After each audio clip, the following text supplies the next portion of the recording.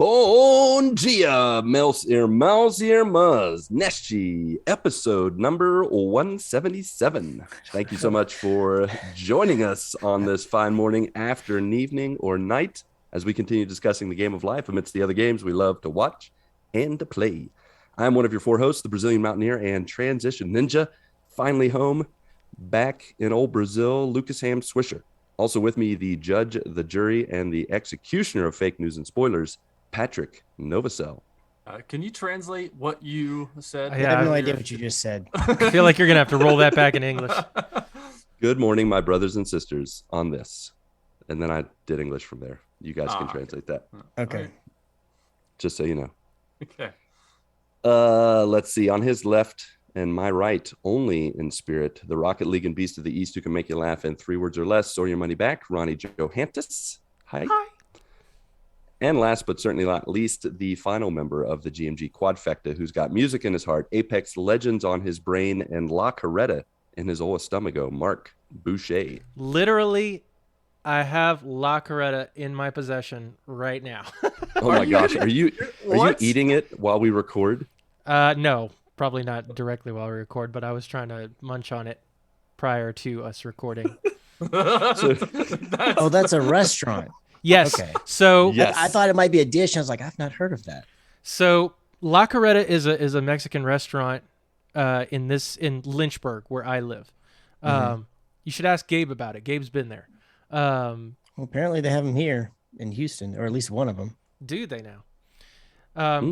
Because I thought it was just a chain local to the Virginia area, but I mean, I could be wrong about that. But there's probably a bunch of places named La Caretta, but this particular one is banging. Like I talk about this restaurant all the time. It's not like, 5-star restaurant kind of thing, but in terms of like how Mexican restaurants are, like, and there's like 3 or 4 in this city, period, like in total.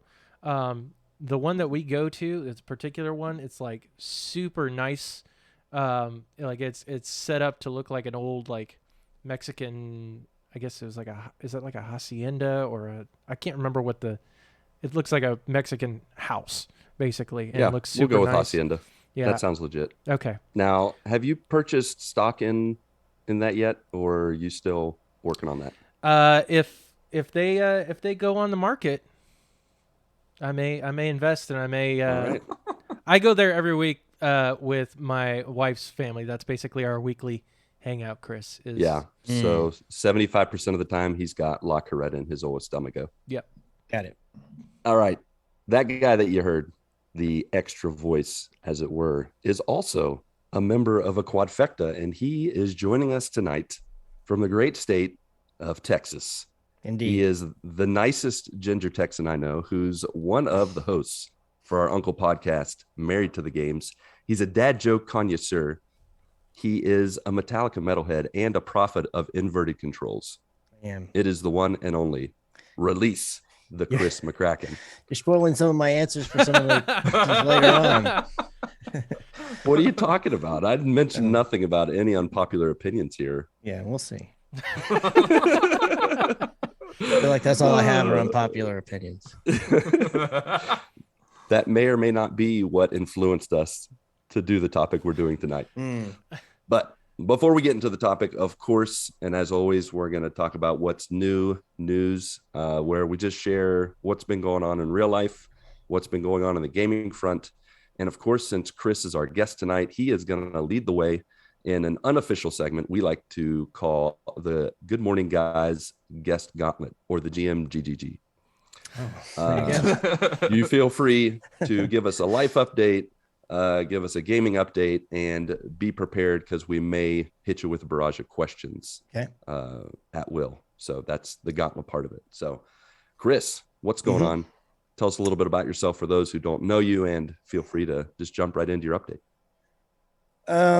So as mentioned, I'm currently living in Houston, Texas. I hailed originally from Dallas, Texas, moved south for a job opportunity last year. In fact, just a couple days ago was my 1-year anniversary.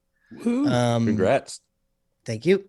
And so I do video production for a living for a media company out here. And we've been here. So even though I have been with the company a year, we didn't move down to Houston until June. And just because with the way that COVID was going, especially at the time, the whole company was working remote, and it was like, okay, June was when they were going to kind of open it up, and at least in our area for our company specifically, and start coming back to the offices and things like that. So the deadline for me to be down here was in June. And we just couldn't. The housing market. It sounds like it's been this way everywhere, at least in the U.S. But the housing market down here was just absolutely insane. So we just couldn't find anything. Like we put in a couple of bids on some different houses, but got outbid immediately, like $40,000-$50,000 over what we were willing to ask, and that's over the original asking price.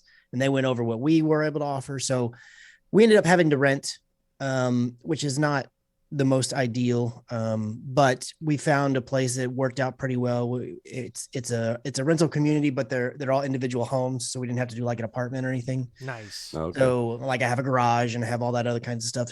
It's much smaller square footage wise, and everything's real tight, and the houses like right on top of each other, so it's just a little cramped. Postage stamp. Yeah.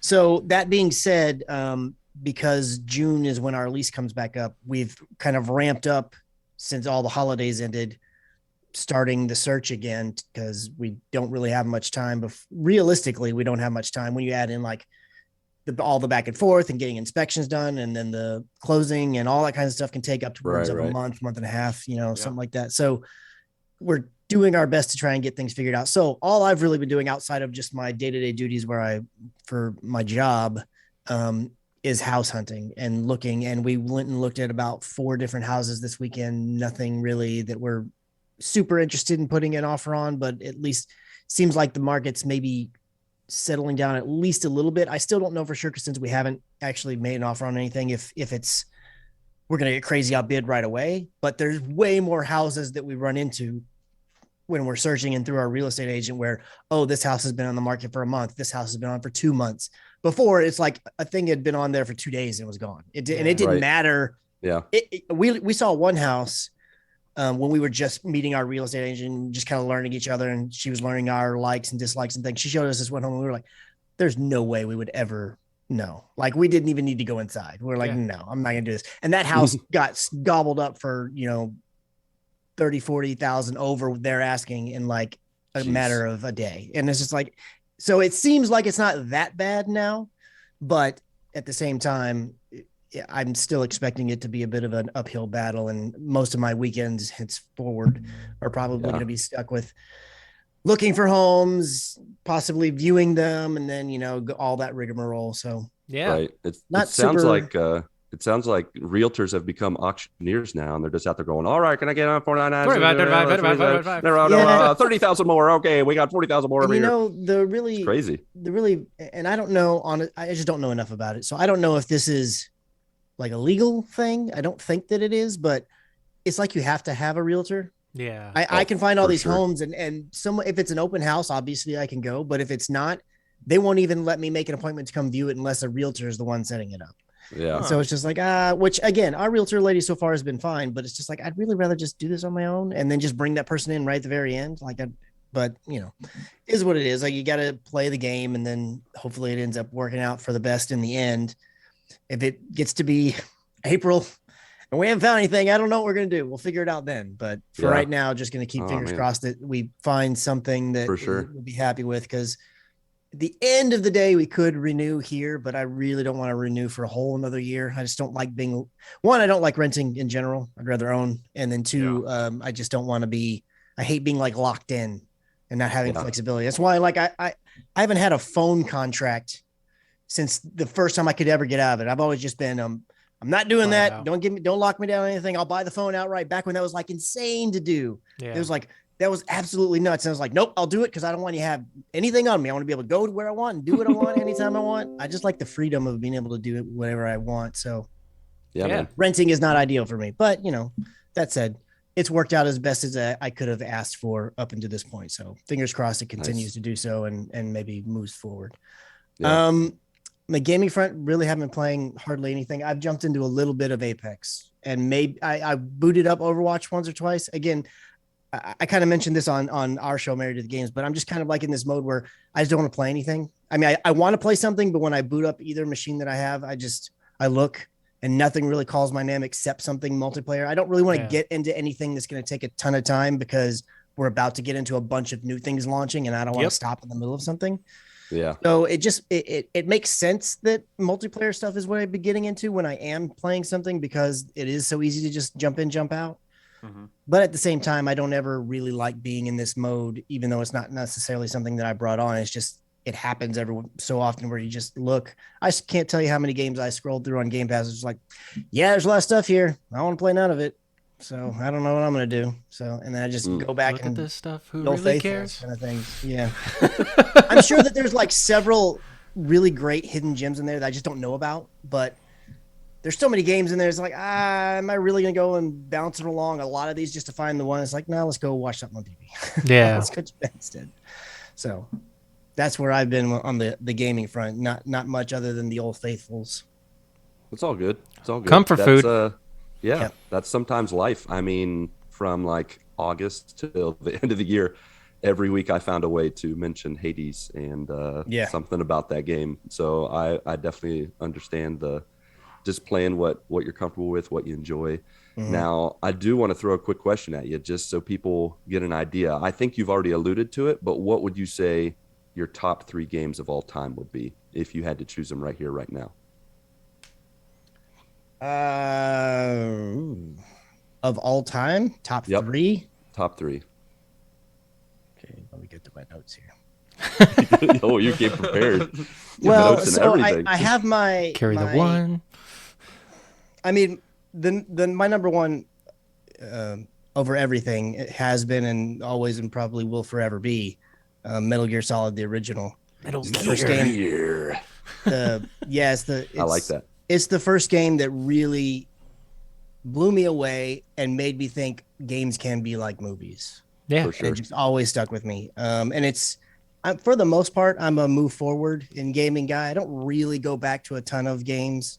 But Metal Gear is one of the ones that I can go back to all the time, and I've played it numerous times. And for that matter, Metal Gear 1, 2, and 3 in particular, I really, really like.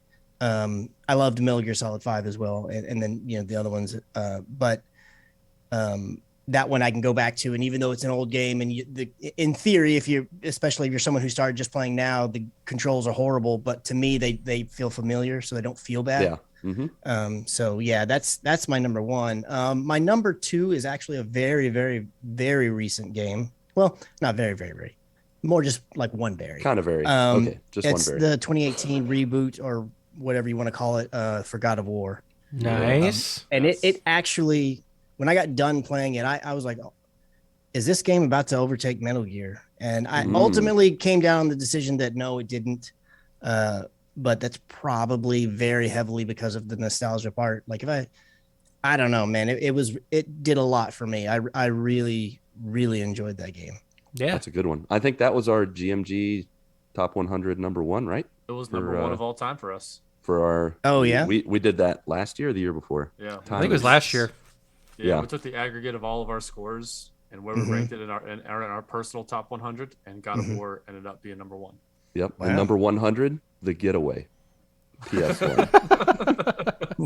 There you go. Only Patrick played it. Dang you guys. And number 3, like, I don't know. This is something where I bet the number 3 swinging door. Like, it would probably be depends different. on the day of the week. It would probably be different almost anytime you thought about it. But just right now in this moment, I'm probably going to say, at least from my memory, I think I'm going to say Gran Turismo 2. Oh, okay. Because I played, it was, from my memory, it was the only racing game where I ever did one of those endurance races, like legit sat through it and did the entire thing. And I was like, never would have thought I'd have done that. And then I just got so into the game. How long do those go, those endurance races? I think I hope I'm not blurring the lines between different versions here, but I think that they had different levels. But I want to say they had at least one that would be 24 hours. I didn't do that one. I wouldn't be allowed to do that one because that would be crazy. I was in school. I believe that I did. Mine was like 6 or 8 hours, something like that. That's still, and back then you could pause, but you couldn't there was no sleep mode or rest mode or any of that kind of Oh, stuff. yeah. So yes, I could go to the restroom and do things and stuff like that, but it was, Ma, I'm not doing nothing this Saturday, right? I'm free to, and then, Clear my schedule. Yeah. And it was kind of insane. So Sweet. Very cool. Nice. Mm-hmm. All right. Any other gauntlet questions, boys? Oh, I didn't know we were supposed to Patrick, compare Mark? with gauntlet questions. I mean, this is the best time to do it. Well, we can litter it throughout. I mean, What if you want to is your quest? litter it through. No littering, good sir. We don't litter here. We're conscious of the environment. All right, sorry. Yeah, You're forgiven. All right, that's fine then. So the gauntlets is going to continue throughout. So Chris, be ready. Okay. If at any time we just want to stop everything and say, Chris, answer this question. Got it. The gauntlet is coming at you. All right, Marcus, why don't you go ahead and give us a little update, my friend? What's been going on? Yeah, man. So on the real life front, I had a nice, fun little experience last Wednesday. I had what's called an upper endoscopy, where basically I had a camera shoved down my throat. Sounds magical. Yeah, it's quite fun. Hmm. Did they at least rub it in sauces you get at La Coretta or something so it tasted good going down? Well, the thing is, I couldn't remember any of it. So Probably better that way. So they could have put the most disgusting foods possible on it. And I maybe have an Candy, candy corn? Not for me. Could have coated it in candy corn. That would have been gross. Not for me. I would have been absolutely happy with that. And I will stand firm on that, as you know.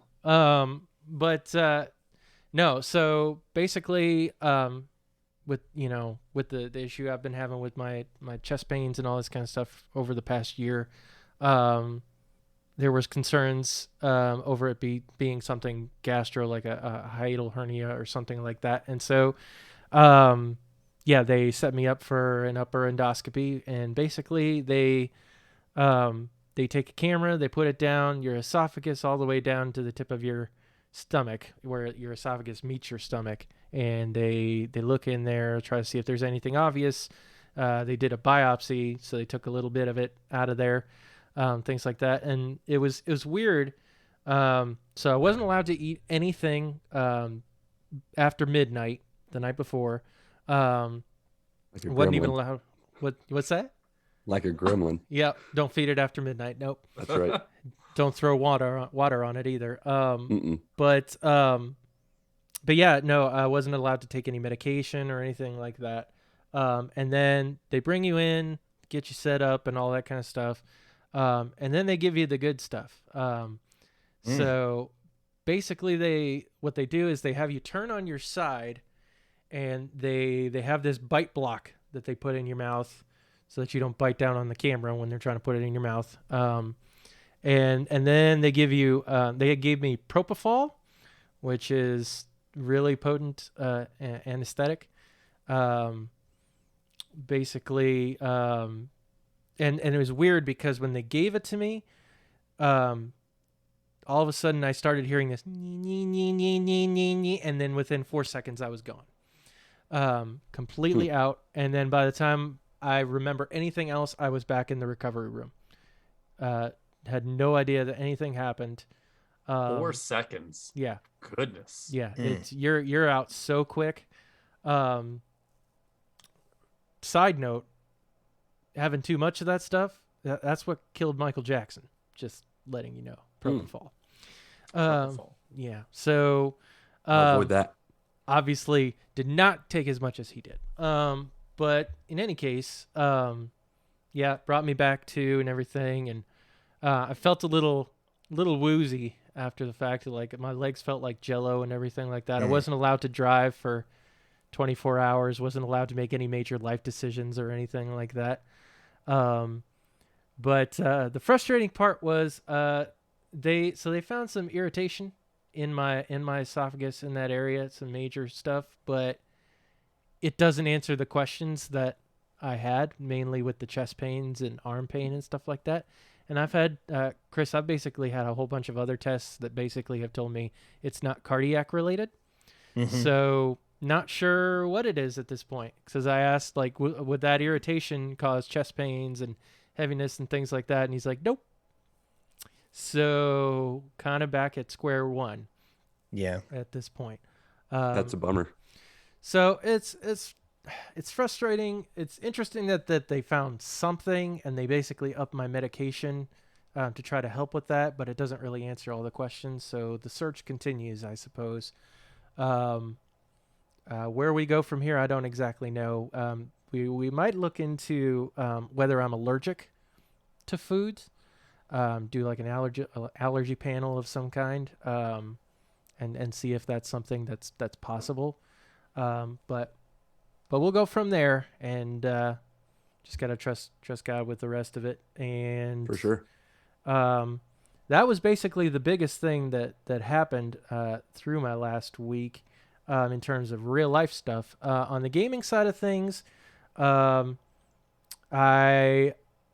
played some of the Adventure of Link, Zelda 2, and Why were you playing that? oh yeah, so Chris, if you're not familiar, I am playing through the entire mainline series, like only the console games of the Zelda series through 2022. I have already beaten the first Legend of Zelda, the NES one. And so we jumped into Zelda 2, The Adventure of Link. That's another NES title. And within 2 hours, I was done with this game. Like, rage quit the game. Are you playing Skyward Sword, the Waggle one? Not the going to play Waggle. that? Not the Waggle one. We're But doing. was it much better when they updated it for Switch? I have not played through the full Switch version yet. Okay. But that'll be because I'm doing it in order of release. But I do. I have heard good things for those who have disliked the Waggle. Yeah. That they thought the controls were much better. So yeah, if you didn't like the Waggle, there's hope for you. That's one of the ones that I haven't beaten yet. Was I played it with the Sword. Waggle, and I still loved it. It was really fun, and I get the people that hate on the Waggle, which may or may not come up in our topic, but regardless, I enjoyed it, and it was a fun game. Yeah, Waggle or no Waggle, but more power to you. Yeah, but no, this Zelda 2 is just ridiculously difficult. Like I know it's original NES era. All those games back then were a lot more challenging. They were a lot shorter and things like that. So they kind of had to up the challenge level. But that game is just unrelenting, in my opinion. And Lucas, I know you mentioned to me, it's like, yeah, my dad almost beat this game when my non-gaming middle-aged dad. He got next to last boss, and then the save glitched out because back in the day you had to like hold the power button or hold the reset button, then hold the power button, and then release the power button while still holding the reset button, and then release it all. And you had to do it exactly the same way every time. And if you did it wrong one time, it would restart the battery or the saves or whatever, and you would lose everything.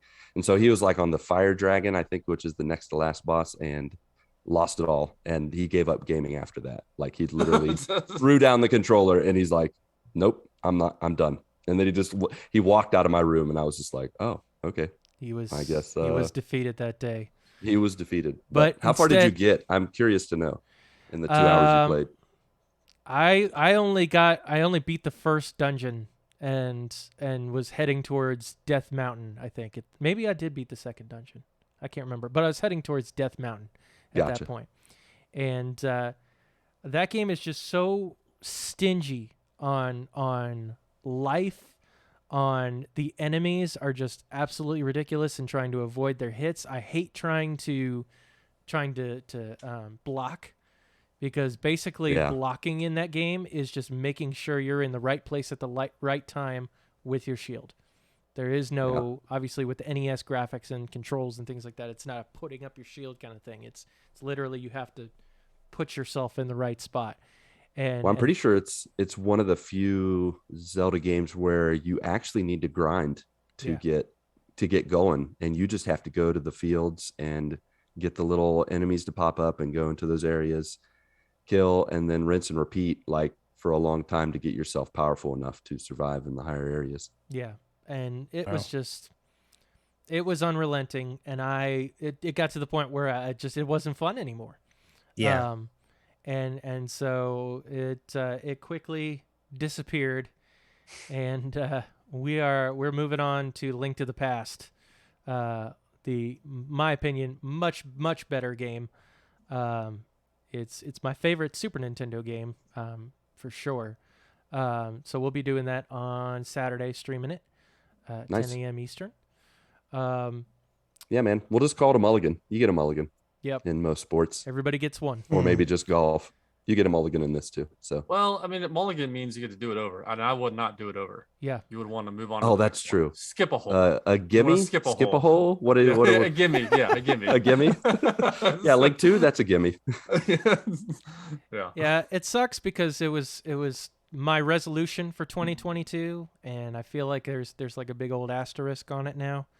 But it just got to the point where I was done with it, and it was not fun to me. Like, I understand challenges, and trying to make sure, trying to play it until you beat it, but this game is just ridiculous. It's absolutely ridiculous.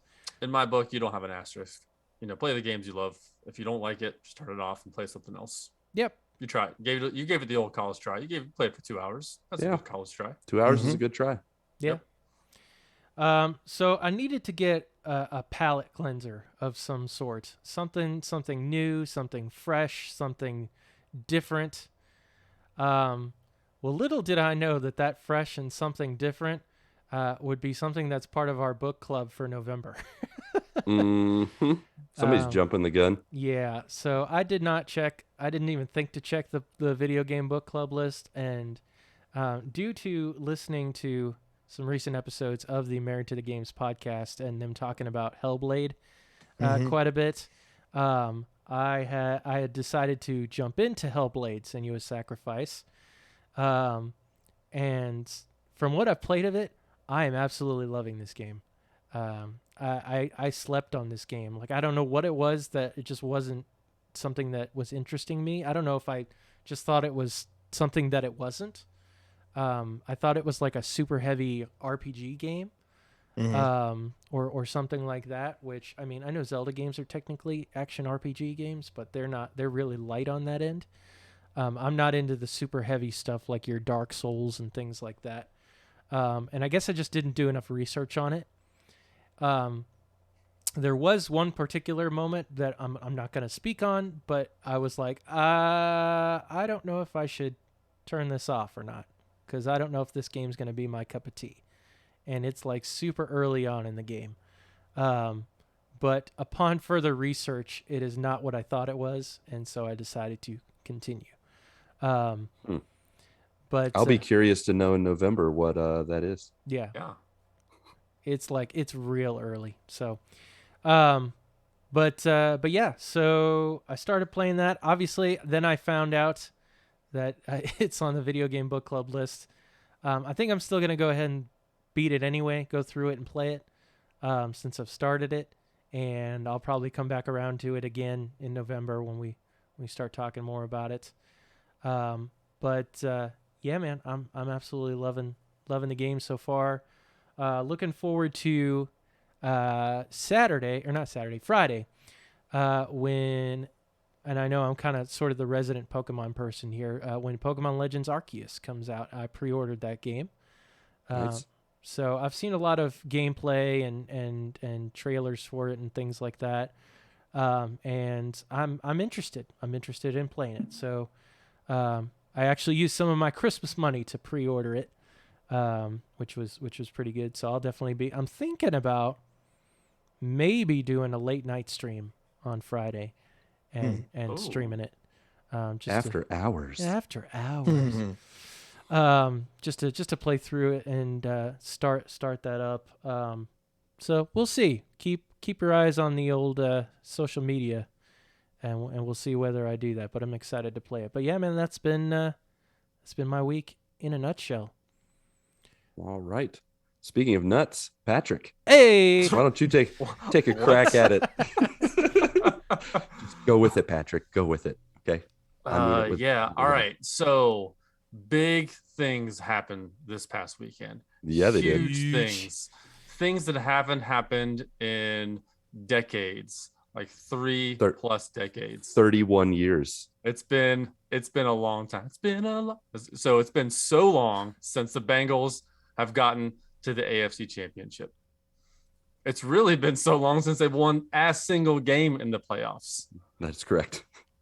So seeing them win 2 games and the way they won against the Tennessee Titans, I really wish Ronnie was here, because Ronnie is my brother from Cincinnati that is also a big, huge Bengals fan. And so the way they won, I mean, it was just like the Titans were just on defense, just relentless. You know, it was, they sacked Joe Burrow 9 times. It was 9 crazy. times. It was, and he was so hard to watch. He was still able to throw over 300 yards. He still had 75% completion rate. You know, he was just getting beat up back there. And so we get to the end of the game, you know, it's 16-16, I believe it was 16-16. Yeah. And then they got it on the field, and they're getting ready to kick a field goal to win the game, and as time's expiring. And so I am standing up, and I am like really, really excited, because I haven't seen this. You know, I was like 7 years old the last time the Bengals were in the playoffs. So I really didn't understand the gravity of it. It took 31 extra years for me to understand the gravity of it, because I've been in Cincinnati, and seeing them lose in the playoffs has just been rough every single year. You know, Cincinnati is the city of disappointment. You know, expect to be disappointed. And this year, the Bengals have really risen above that. And so I was standing up waiting for this field goal, and my watch bings on me, and it says, "Are you working out?" And I'm like, so I look at my heartbeat, and my heartbeat's 155 beats per minute, and which is what is like when you're working out. You know, in comparison, my resting heart rate is 74 beats per minute, so it was already twice as high as what my resting heart rate is. And so, when they kicked the field goal, they won it. The whole house went crazy. It was a really, really awesome experience. To see that, you know, firsthand. You know, it was funny, because my dad, you know, is 30 years older than I am, and then my son is 30 years younger than I am. So it was just like, you know, my dad was like, "Hey, I was your age the last time the Bengals won a playoff game," and so it was just really cool to see that generational thing there. So yeah, we got the Kansas City Chiefs next week for the AFC Championship. We've already quite a game. Already beaten them once this year. I know it's really hard to beat a team twice in 1 year. So let's just hope for the best for them this year, or for next week. I'll be rooting with you, brother. Yeah. It's really hard to beat a team twice in a season. I'm really, really hoping that it's really hard to beat a team 3 times in the season, because I do not want San Francisco going to the Super Bowl. Because I believe that they beat LA both other times they played this year. I believe. I could have that wrong. Let me look that up. I'm not sure. But yeah, it would be, you know what? It would be crazy if the 49ers and the Bengals win this coming weekend, because that would put the Bengals in the Super Bowl for the 3rd time ever, all against the 49ers. Are you serious? They lost. No, don't put that juju on me. I don't want don't put that out eagle there on me, Ricky Bobby. So it would be really neat just to see that, because the Rams are good and make it 3rd time's a charm. Exactly. And the Bengals do it. I tell you what, man, being in the U.S. These past couple weeks and getting to watch football games more consistently, and also like root with you with the Bengals, and then also my kids are at the perfect age to ask questions, and they've been really interested, and so it's been really cool to be a part of this with you guys, and just enjoy it, you know, firsthand. It's really hard to keep up with NFL and most professional sports from Brazil, because it's just very tertiary. It's very much to the side. There are people who like it, but not as many as in the U.S. So go sports. Right. You like the go soccer, sports ball, the football, the football. Yeah, so San Francisco beat LA both times they played this year, because they're in the same conference. So okay. Let's go. Well, you know what? I'm going to be rooting for the Rams, not just because all the stuff you said about the 49ers, but Also, my boy, the quarterback for the Rams, that I've forgotten his name, even though I just called him my boy. My boy, what's his face? Stafford. Yeah. Yeah, former it would be- Detroit Lions It would QB. be a good redemption story for him because No doubt. He's My with the uncles are Lions yeah, for so long. diehard Yeah. Lions fans, and he did his best. He and Megatron, not Cal Ripken. What was his Calvin name? Johnson. Calvin Yeah. Johnson. Close enough. Samson. Cal Ripken. You're on fire with the names tonight. You can tell I know a lot about sports ball and all those Yeah, things. it's the jet lag. Yeah, we'll blame it on the jet lag. But yeah, as a Detroit Lions fan, I definitely want Stafford to take the Rams past the 49ers for sure. And I'll root for the commercials. There you go. Do it. Not this weekend. This weekend doesn't have the good commercials. That's the Super Bowl. Not yet. Yeah.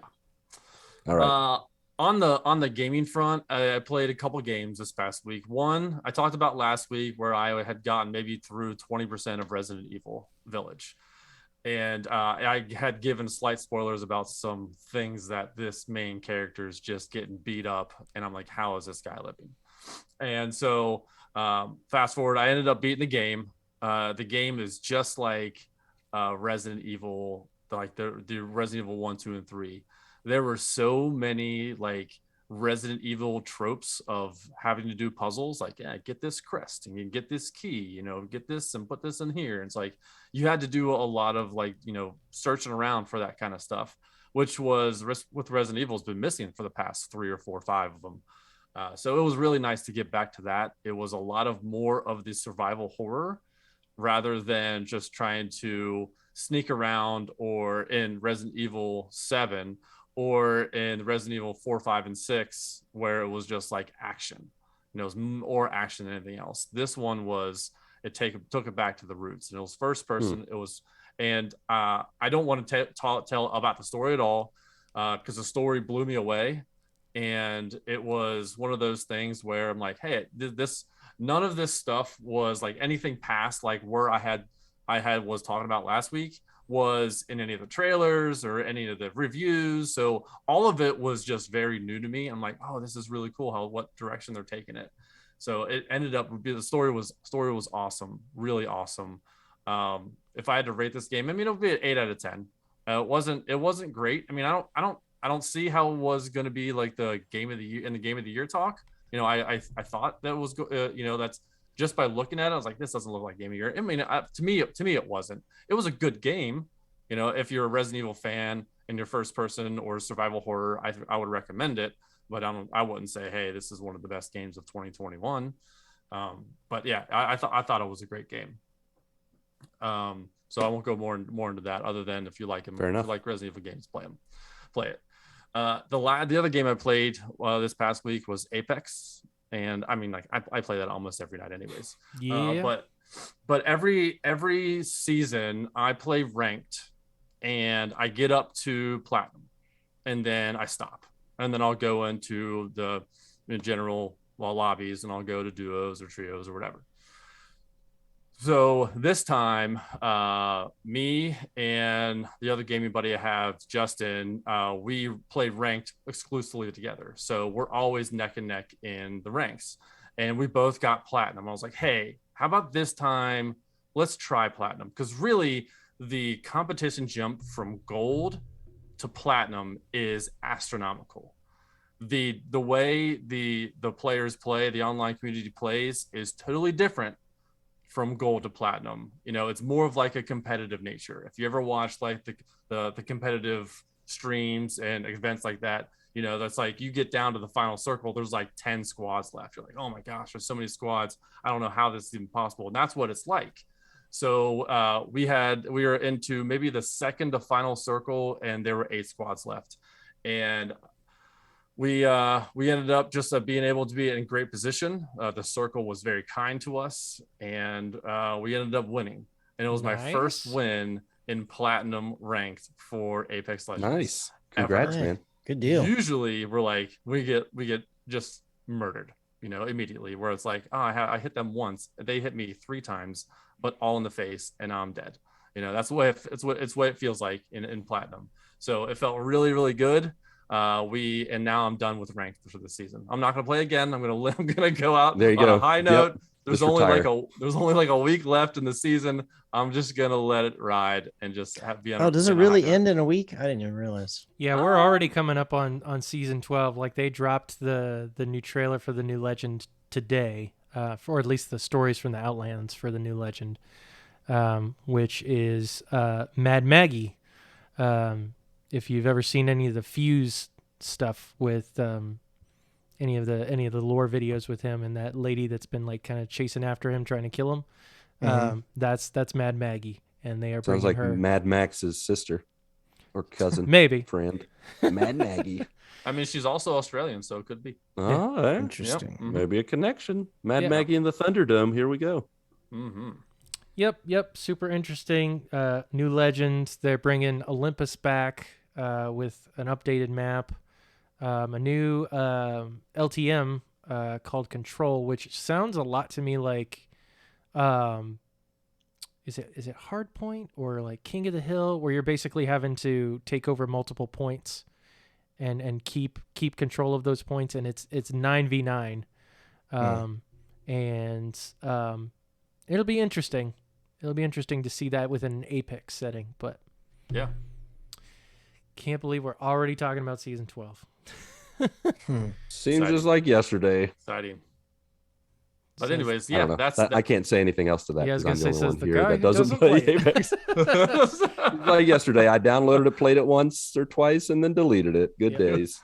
Good days. Yeah, you gave it the old elementary try. Good job. Hey, 2 times. Therefore, it's a middle school try. Thank you very much. Don't downplay it. But yeah, that's about it for me. That's it. All right. Lucas, Yes, sir. you last. That's right. I am last, but hopefully not least. So I am back in Brazil, as I mentioned. What a ride. What a vacation. For those that don't know, we bookended our 2021 and our 2022 vacations. We pretty much asked our missionary organization, hey, can we do vacation the last 2 weeks of the year and then do our 2022 vacation at the beginning of the year, just make it a whole month? They're like, sure. So that's what we did. And what's funny is that in 2015-16 was the last time we visited the US during the holidays and during winter and all that jazz. And honestly, we got to the end of that, I think, and we said never again. Nothing against the US, nothing even against winter, but actually it's all against winter. We do not like the cold. We do not like the snow. I will say that it is hard to coordinate schedules and get with people during the holidays. It's just busy for everybody and people are trying to figure things out. And let me tell you, this visit did not disappoint because not only did you have the holidays, not only did we get more snow and cold than we got the last time around, I even got to shovel snow at one point, which was not cool. I definitely realized I had a little PTSD from the last time I shoveled snow. And I definitely, the 2 times we had to get tested for COVID, I had to drive on ice and snow. Thankfully, the car I was using was 4-wheel drive, and I felt comfortable-ish, but still very nervous. Definitely driving like 20 miles per hour below the speed limit, like creeping along. And I think Mindy a couple of times was like, you can go faster, and I'm like, I know I can, but I don't want to. So I did not. Speaking of getting tested for COVID, yeah, we got that fair and square. We went to Florida, we went to Disney, went to all the parks. We did wear a mask most of the time, but man, that Florida COVID is way stronger than the Ohio and West Virginia COVID. Well, yeah, I mean, if you think about it, like Disney World, literally people from all around the country and around the world are all coming to this one spot. We definitely knew what we were getting into, and we knew there would be a chance. Yeah. And we didn't do ourselves any favors by doing like 6 parks in 7 days or 5 parks in 6 days. Oh, yeah. 5 parks in 6 days. It was quite the gauntlet. Like we got home with enough time to like take showers and just hit the beds and then get up the next day and do it again. I'm pretty sure there was one day where both Mindy and I like broke a pretty high fever in the middle of the night And then we just woke up the next day and we just, rubbed some tussin on it. We're like, let's go. We got the next park to go to. And so we got back, and the day before we were supposed to fly out, we're like, okay, we got to get tested. We were not feeling good. We drove to the testing site. We got tested. The doctor walks in with a smile on his face, and he's like, well, you got COVID. We're like, wait, what? The way this dude delivered the news was just like, are you joking with us? Is this like Candid Camera? Like, what's going on? Is that still a thing, Candid Camera? I don't know if it is. It's like he was glad he got COVID. Yeah, he just was like, well, you got COVID, but you know what? Hey, I wrote you a doctor's note, so you'll get off work for a whole 5 days. That's how he said it. And I was just like, why are you talking like this? I need you to be like, not like this. Bring it down, and a couple notches, and just be, he may be like semi-apologetic. Not that he did it to us, but just be like, I'm so sorry, you guys, you are positive for COVID. And so yeah, we were pretty shocked, just because, it's just kind of like you've just built up this whole idea. COVID is like Voldemort is, now it's a transformer, and it's like all these crazy things. And you just think, we'll be fine. We're vaccinated and all this stuff. And you're never 100% like, it's not like it can't get you, but when it gets you, it's like, oh man, yeah, it can't happen to me, but it did. It happened to us. Thankfully we didn't have any major symptoms. We had some coughs. We thankfully only had that fever that one day for just 6 hours, and broke it that night. And then the rest of the time, just, felt a little fatigued, had a cough that went up and down, but it was kind of a roller coaster. Like, we had to wait another week before we flew back to Brazil. And it was like up and down. Like, some days I was like, I feel pretty good. And then the next day I was like, I do not feel good. And it was, it was crazy. But on top of that, of course, we got to just hang out with family, which was nice. We quarantined at my in-laws' house. They were gracious enough to keep us. And thankfully, partway through our time there, they were like, we better test ourselves for COVID. And they went in, and they were negative. Like, we wore masks pretty much the whole time we were in their house, and kept our distance, no hugging, no high-fiving, even when, our teams were winning, like the Bengals and stuff. And then at one point, we were just like, well, we're here, we might as well make the most of it. And so I plugged that old PS5 in, plugged in that old Xbox Series S that I got for Christmas. And the kids and I just got to gaming, and it was a good time. We broke out that old Minecraft Dungeons. I know Patrick's played that with his son. I don't know if Chris, I can't remember if Mark, if you've played it, but negative. It's actually like a really fun RPG. It's really low key. It's like baby's first RPG. It has a little bit of a looter, like not a looter shooter, but a looting kind of RPG feel, like Diablo. That's what I was gonna say. That's what I've heard of it. Yeah, as my baby's first Diablo. Yeah, and it's really fun the way they set up the systems for like when you kill something and like items pop up. It's a good mix of almost like dedicated items where it'll say who it's for, like it'll be color coded for like me and my son and my daughter play, and so like one of us is pink, one of us is orange, and one of us is green or whatever. And the item will glow that color, so okay, this is my item. Now, sometimes it will pop. 2 people will get an item, and another person will not get an item. So that doesn't always feel good, but that's few and far between. Most of the time, like 3 items will pop out of a big boss or an enemy or whatever. Now, I will say that there were times, especially at the beginning, and I think Ronnie talked about this a lot, where you only have so many arrows, and your shooting arrows is pretty important. Sometimes when you want to keep a distance away from enemies, but those are not like you don't have like color coded arrows. Like, it's everybody, it's a free for all.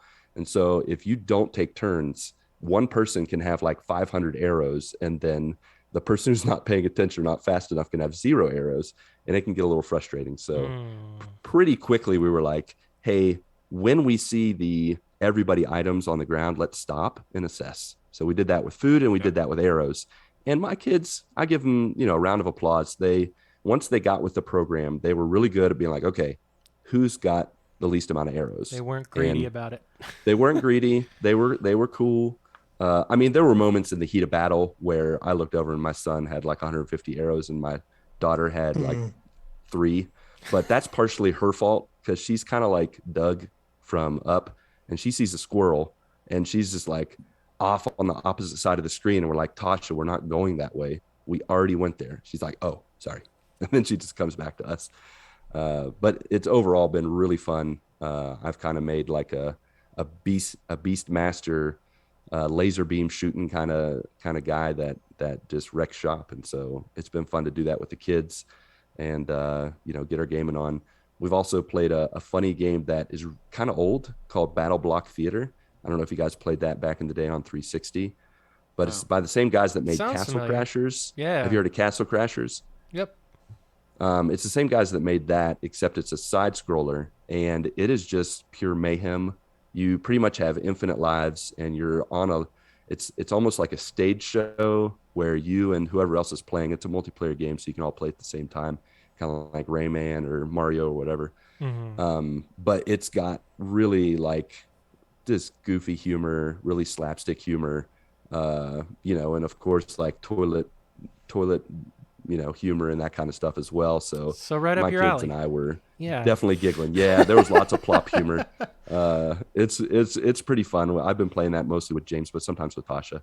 And then the last game that I played more recently was on Vita, and I played it on the trip back to Brazil. And it's a little indie game called Hue.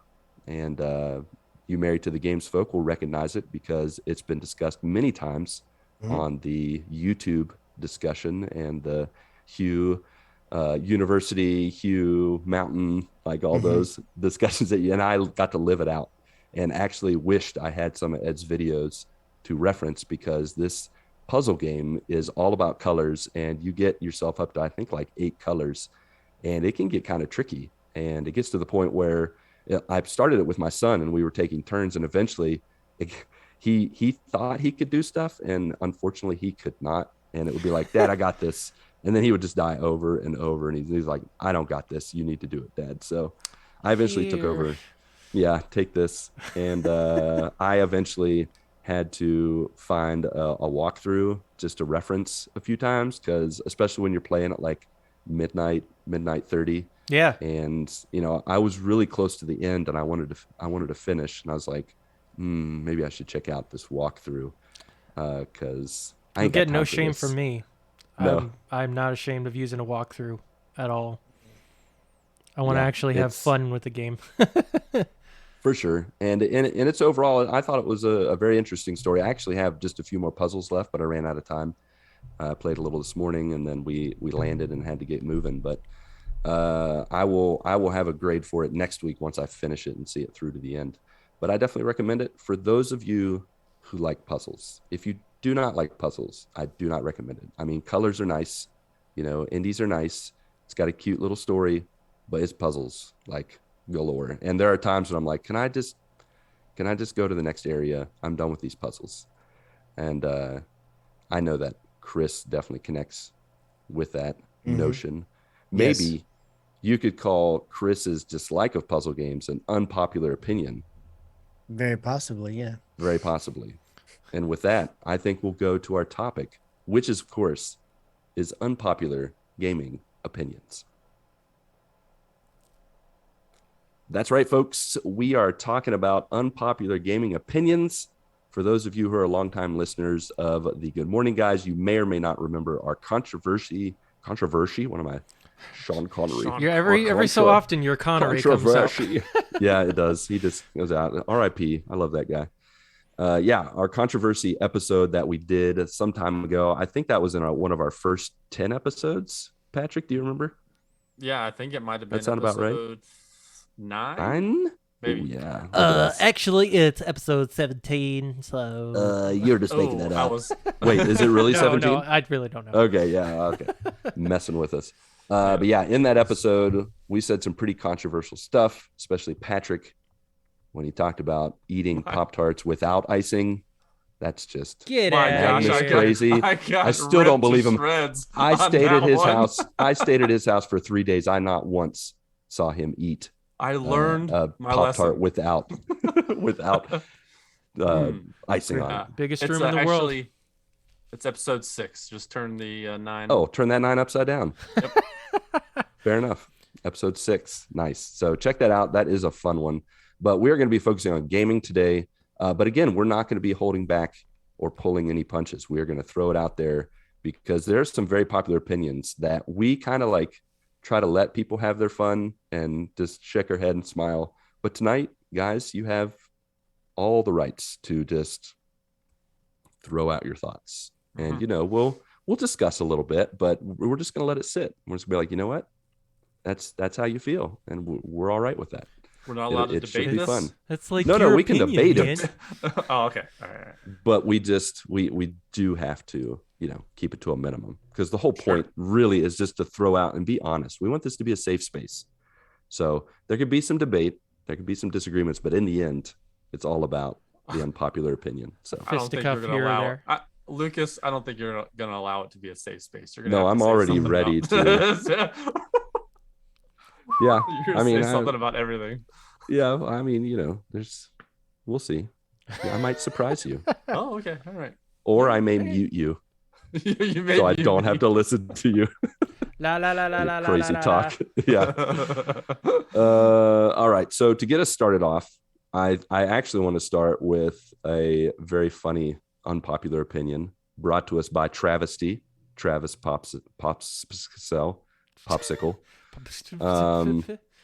And this one's also directed at Chris McCrackin. He said, "My unpopular opinion is that every game should have a heavy metal Metallica-filled soundtrack, especially racing games, because we all know metal makes you drive faster." It absolutely does. I mean, sure. Yeah, that I could get on board with that. I don't know about every game because I wouldn't want it to like overstay its welcome, but there's definitely like some genres and racing I can get down with that. At least having 5 or 6 songs, at least. I mean, I think that's what makes it an unpopular opinion because every single game with metal. Yeah, I don't know if I could do every single one. Even as someone who enjoys it would be, you know, like, all right, let's throw a little something different in here. But let's get some Fortnite on there. Obey your master. Wouldn't that be fun though if like Metallica found a way to like pigeonhole some kind of setting in every single game that came out, like Metallica mode? You just click it and it's like endless Metallica music, like Inner Sandman level. And then you just that would be cool. I mean, how awesome would it be to be at the starting line and all of a sudden you hear, "Give me fuel, give me fire, give me a drop shot of desire," and then just like off the starting line. Yeah. How pumped! I think I'd be. I would love that. I'd be excited for the race. Unicorn Princess. I mean, Patrick would play that all over again if it had some Metallica. Yeah. But a Layla, what would it be instead of Layla? I need to up my knowledge of Metallica, but there's got to be a Metallica song that would resonate. Need to think about that. Yeah, I don't know that it covers that guy. But no, maybe. Fair enough. Yeah, so just FYI, Chris, we're all into playing like really crappy games around here, like games for like 5-10-year-old girls. Like I've live streamed a game called My Little Riding Champion. He was quite the riding champion. And Patrick streamed a game called The Unicorn Princess. Yeah, and they're both made by the same company. It's this German company. And the sad thing is they haven't made a game since like 2019, 2020, something like that. Mm-hmm. They don't have to. They've made already 2 money-making games. The definitive editions, yeah. They made all their money. They're just rolling in it. Yeah, they're absolute garbage. Yeah, when I streamed that and I threw it up on YouTube, I was like, I wonder how many other Unicorn Princess playthroughs there are. There was one. It was me and another person. Yeah, and how many views do you have on that Unicorn Princess game? It might be our highest viewing. It's top 5 at least. Gotta be. It's got hundreds upon hundreds. It's got maybe crusted. It does. It's got tens upon tens. Tens upon tens of hundreds. All right. How many people are looking for that? Apparently, You'd be surprised. Weirdos. All right. Next up, you done messed up. Aaron. Here's an unpopular opinion. Remakes, remasters have gotten out of hand, and not just in gaming. And people that feed too much into nostalgia for the games of yesteryear are part of the problem. It's allowing some big devs to rest on their laurels and kick the can of actual new games, completely new IPs further down the road. In my opinion, this is one of the reasons for the somewhat weak selection of AAA games in the first year or two of this generation. And I'm going to connect to that because that's actually one of my, no, wait. Nope, just kidding. Wait. Scratch JK? that. I was reverse making it. a weird connection to a different one that I did, and I don't want to do that. So Strike that. Patrick, edit that out. Thanks. No. All right. What do you guys think? Remakes and remasters. Give me Thoughts? all the remakes, all the remasters. I want everything to be You remastered want it all. and remade. I want all the games that I can no longer play either up-resed or just thrown on to the PS5 or the Xbox Series X. I want to be able to play all the games. Throw the FPS boost on there, throw the fast loading, whatever it is. I want it all. I want to be able to play all my back. I don't want to have 8 consoles hooked up. I don't want to have to hold on to 8 consoles. I want you to be able to remaster and update them to what they are today with better controls, better visuals, better sound, and be able to just to download and stream whatever the game is. Give me all the remasters. And you gotta admit something though, Patrick. What? They've gotten out of hand in the time period between the original game and Yep. the remaster. Yep, That's example, exactly where I was going with that. upcoming The Last of Us. We're already doing a remastered remake, something or other to go with. But is that for sure happening? Yes, that was. I'm pretty sure it's for sure happening. It Half of came me. out. Yeah, it came out. They're doing like 6 or something like that. New games. It includes a Last of Us remake. They're doing a Last of Us multiplayer standalone. They're doing Last of Us Part 3. Last of Us cereal, Last of Us toaster strudels. Yeah, Last of Us series on Netflix or whatever it is, or HBO. Is that? I don't know. I don't know if that's is it confirmed? I don't know. I thought Sony had talked about it. Yeah, I'm pretty sure it is. Okay. Well, yeah. So that to me is just utterly ridiculous. It is too early for that junk. Now, like KOTOR, I can understand because it's been Good. Yeah, it's been like 20 years, something like that, since KOTOR 1 came out. I get that. Absolutely. But like, yeah, something like Last of Us where it's only been, that was what, 2012, 2013, something like that. That's not a long time. I mean, if you want to go even sooner, they're remastering Uncharted 4 and Lost Legacy for PS5. And those came out in what, That's a bit 2016? different though, They because did that. because They they're did that with they're a bunch of releasing it games. for they're releasing it for PC, and they're wanting to add in the new features and things for that. So if you're going to do that and it's going to the PC and some of those features can be utilized on the PS5, like regardless of whether the PS5 existed or not, they were probably going to do that because you can get stuff on the. So I think that's a little bit different. Sure. But I mean, I understand what you're saying overall, but when it's releasing to a new platform, especially one that's the upper echelon of quality, and then some of those quality of life features can trickle down to what currently exists, I don't really think that's a big deal, personally. Yeah. I don't know. Yeah, I get both sides, and I personally, me myself, without like looking at, like Aaron brought up how the money that goes into a remake or remaster takes away from new IP. I kind of want to know, like, where are the statistics, like the hard, fast statistics on that? Because people say that about like DLC and like when people keep doing, like when developers keep doing DLC or continue a game without going, I don't like, how does that really affect the bottom line of a game? I personally love remakes for games that vouch it, like games that were just really, that have a lot of room for improvement, modernizing. I would love and I know Chris would resonate with this, and this has been talked about on Married to the Games, but a Metal Gear Solid that has the open world feel of Metal Gear Solid 5, that's true to the story, but you get the complete like modern feel, graphics, controls. I would love that. See, I'm a little with that one in particular. I'm a little bit different than you because I don't want a remake of Metal Gear Solid a la Final Fantasy VII. I don't want them breaking the mold and doing a new reimagining of how it's done. I literally want the way they treated Dark Demon Souls.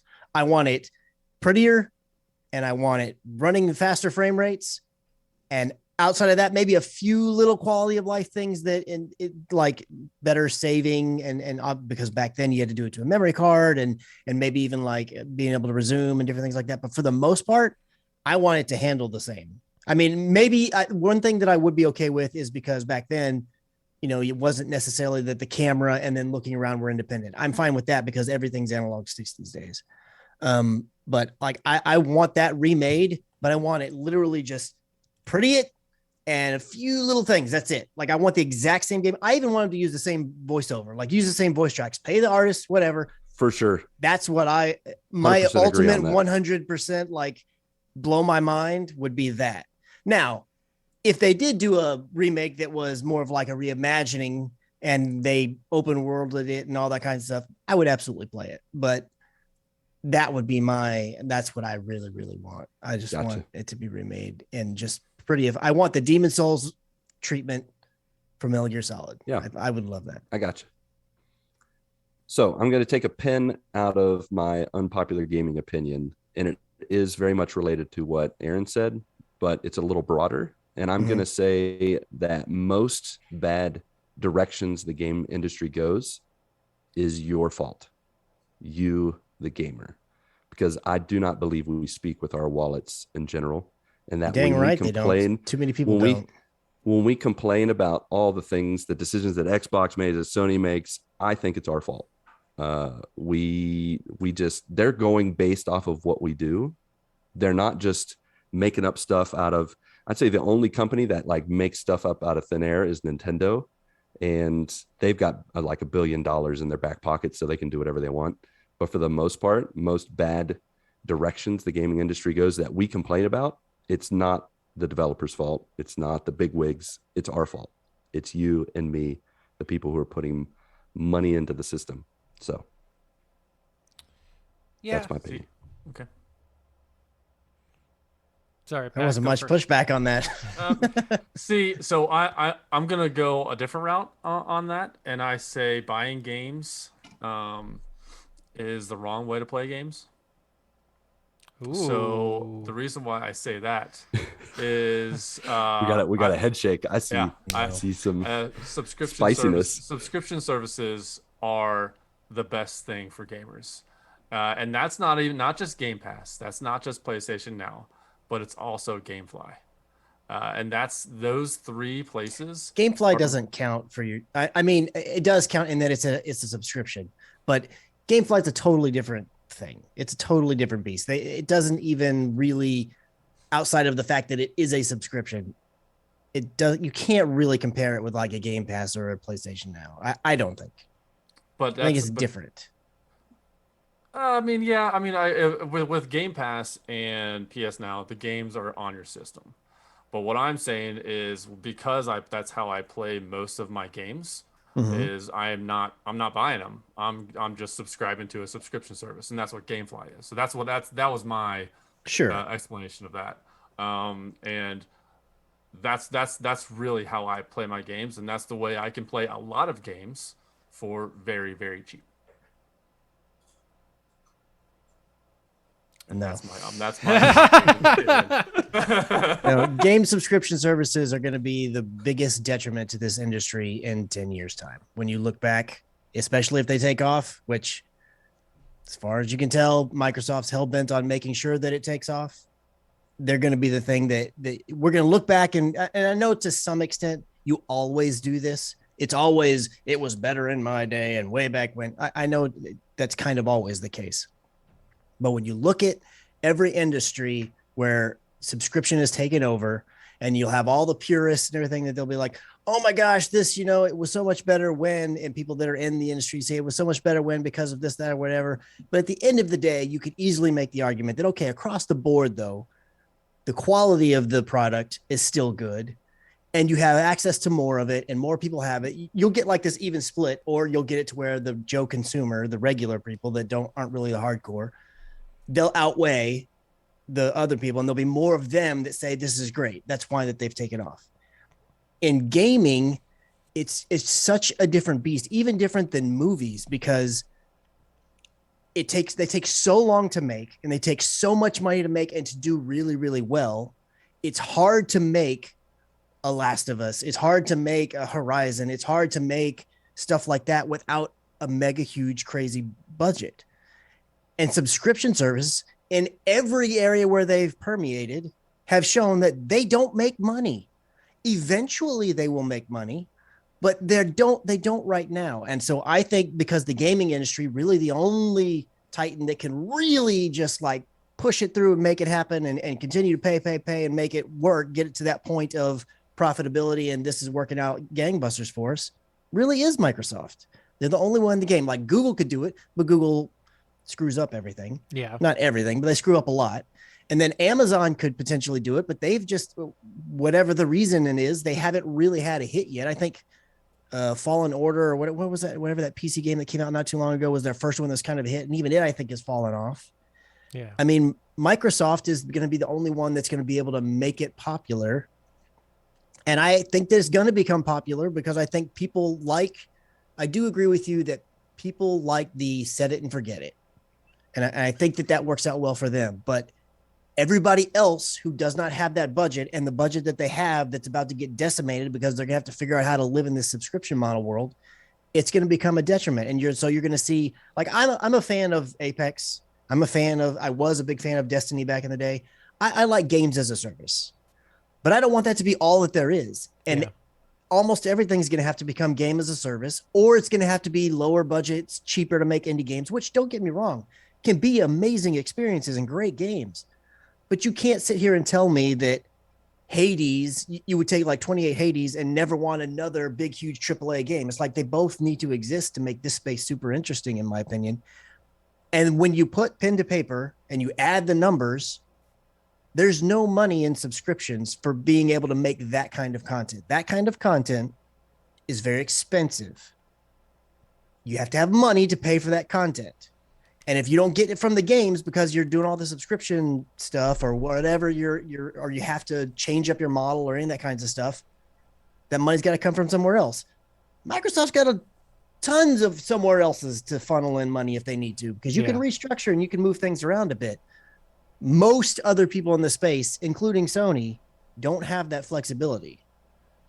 And I totally see your point. Like, for someone who wants to try a little bit of everything, and especially people that are on a bit of more of a budget and or can only like bite size it here and there kind of thing. Like I hear you. I understand the appeal of subscriptions, but I just feel like this is one of those areas where I just think it's really going to end up biting us as gamers in the end. And we're going to be like, well, the cat's out of the bag. You can't change it now, because every industry where subscription is permeated, that's the way it is. You can't put Pandora's box back together. Like, it's open, it's out, it's just going. It's going to happen. So I wonder how. I've always wondered this with Game Pass, and I know a lot of these games are like their first party titles with Xbox.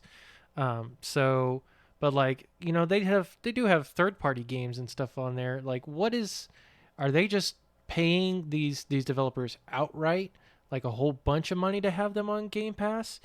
Or I'm just wondering what the sweetness is to actually have somebody, because these developers, if they're putting it on a subscription service, then they're not getting that money from actually purchasing the content. My guess is that it would be probably a similar situation to where, like, when a game goes on PlayStation Plus, like when Rocket League went on PlayStation Plus, when it launched on PlayStation Plus, and I don't know the specifics clearly. I don't have to the deal, I don't have any information, but essentially from everything that's has been let out there is that the way that PlayStation Plus typically works is they go to whoever this is, they want to have their game on there, and they say, we'll give you this amount of money. And a lot of times for these newer games, and especially if they're an indie developer, it's very attractive because, you spend all this time and this money making this game. Sure. You're like, one, either we've got debts to pay off because people loan us money to be able to make this game, or two, we were able to pay for it on ourselves because we raised venture capital or whatever it's going to be. But this will help if we can get this money. This will help us on the way to making our next game. And it's a guaranteed deal. And like every developer probably believes in their game and thinks it's going to do gangbusters. But the reality is that it's a gamble. You don't know. Yeah. I mean, some of the weirdest games in the world like become hits and just take off. And then other games that like have all the pieces on paper. They're like, this game should be going crazy. And then they just don't. They're duds. And you don't really know. So and my assumption is that Game Pass is a similar thing. Yeah. Like Outriders is a brand new IP, and sure, they think this can do well, but then Microsoft comes and says, hey, if you'll let us put it on Game Pass, we'll guarantee you this amount of money. And they still have the opportunity to sell it on PlayStation and PC and everywhere. Well, I guess not PC if you have Game Pass. Right. Well, actually, I don't know, because Game Pass PC and console a lot of times are different. I think actually Outriders was not free on the PC side. I think it was only on the Xbox side. As far as I know, yeah. Mm-hmm. But my guess is that's how it works, is that, hey, we'll give you this guaranteed money, and then the developer or publisher, if it's, owns them, is weighing their options, like which seems like the safer route to go that'll make us hit a number we think we need to hit or want to hit, because they all work off projections and stuff too. So sure, that would be my guess. Fair. That's fair. So maybe this isn't a fair question, Pat, but just because of the simple fact that the games have to be mailed in and out, is GameFly, like, do you use Game Pass the most and then whatever? And do you only use that and GameFly, or which one do you feel like you use more, or how does it break down for you? So for me, Game Pass is pretty much just for a lot of, like, I play every single game that comes out for Game Pass, I at least try. Even like the smaller ones, because there's like some of them are just like, okay, this is a puzzle game. I get it. I don't need to play the rest of this game. So I will play those. Whereas in any first party Xbox game that comes out day and date, I'll play. But any third party game and anything that doesn't come out on Game Pass or PlayStation Now, I would get it from GameFly. Whether that be Resident Evil, whether that be Life is Strange, whether that be the new Horizon Forbidden West. I haven't decided whether I want to just buy that and support Guerrilla. I don't know. Some games I'm just like, I'm gonna buy it because I want to support this team, because I want to see more games from them. And it's just for me. And then PlayStation Now is like the last tier of subscription services for me. Well, that was going to kind of be my follow-up question, is outside of a convenience factor, what is the reason? Do you find yourself being someone who just wants to try everything and you just don't know what you're going to like, so you don't want to? Are you one of those people that, like, if you pay full price for a game the day that it releases, and then you've played it for a couple of weeks and you're just like, man, I just do not like this game? Do you feel like, man, I can't believe I wasted my money on this game? Like, is it that reason, or is it just because you want to play so many things? So like, what's your main draw to the subscription side? I want to play all the games. I play every style of game, whether that's survival horror, whether that's a small, indie games, whether that's a big AAA game, or whether that's a double A game. I want to play them all, because there are some serious gems in games that don't get the advertising, are not in the front page news of IGN, who don't get reviews. So I like to try everything, because I don't know what's gonna speak to me. Like, the most recent one I played all the way through was that Gunk game that came out for Game Pass. Yeah, it was just a bare bones, third person exploration game, but it was a fun game for me. And if that didn't come out in Game Pass, or if that game was just going to be just thrown under the radar, and I don't think I ever would have played that game. So I just like playing all the games. I mean, like we talked about earlier, I played Unicorn Princess. It's just like I play them all. Yeah, and I think that for someone in your boat who just wants to play everything and dabble with as much as they can, I do think subscription stuff makes a ton of sense. And that's why I would never be an advocate, be it Game Pass or PlayStation Now or GameFly, whatever your pick your poison of which kind of subscription you tend to gravitate towards. I think it's important that they exist. I like having them there as the option. I just don't like the idea of them becoming like they have in so many other mediums of entertainment, becoming the dominant form. And I just feel like it's the inevitability is that that's the way that it's going to go. It feels like the ball's already so far down the hill. It's picked up so much speed.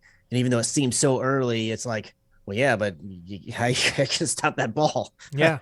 Yeah. It's already a boulder. Pretty soon it's just going to be a big monolith just rolling down the hill. Yeah. And I kind of feel like Microsoft doing what they've done, where they've put every single one of their first party games into the Game Pass umbrella.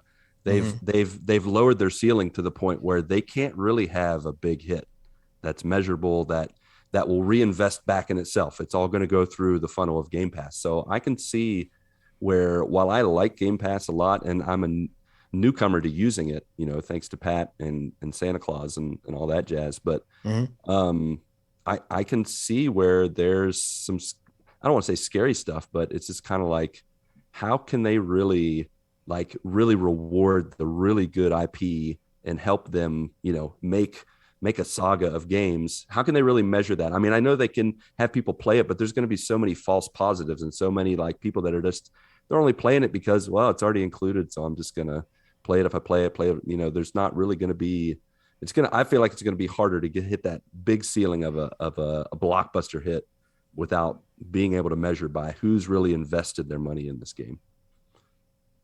So. Yeah, I think the only numbers that Xbox is really worried about is the amount of subscribers they have to Game Pass. Right. And that's all they care about, clearly. Xbox games with gold shows you that. Yeah, and then the big games, they're looking at concurrent players. So those are the only two numbers that they're looking at. They don't, because of Game Pass and their first party games, they're not going to sell the big bang busters that PlayStation has or Nintendo has, because that's really where you're going to be able to play those games if you buy them. Yeah. I think like we've talked about, I mean, I think at this point, Xbox just wants you in their ecosystem, whether that be on Series S or Series X or even, Xbox One, even, like they're still providing some support for that. And then they are on mobile with their cloud gaming service. And I think, we had talked about, I've read that they're trying to get on smart TVs now where they have a cloud gaming service where you don't even need the box. You just stream to the TV. Obviously you have to have good internet for that, but just they don't care. They just want you in their ecosystem somehow. Yeah. So, but we'll see. We'll see how that works out for him. Mark, you mentioned Nintendo. That brings us to another joiner's comment. And bring it. Hot take and unpopular opinion. First, they said, this is Cameron Franklin at Humar Whittle on Twitter said, first, my hot take, most gaming unpopular opinions are actually popular opinions. Okay. That may or may not be true depending on who you are. But he said, for myself, my unpopular gaming opinion is most Nintendo IPs are extremely overrated. Not saying they are bad games, but they are decent/good games that are held up by the Nintendo charm. Yeah, but that's every franchise game, really. Like every franchise? Yes. Really? Yes, really.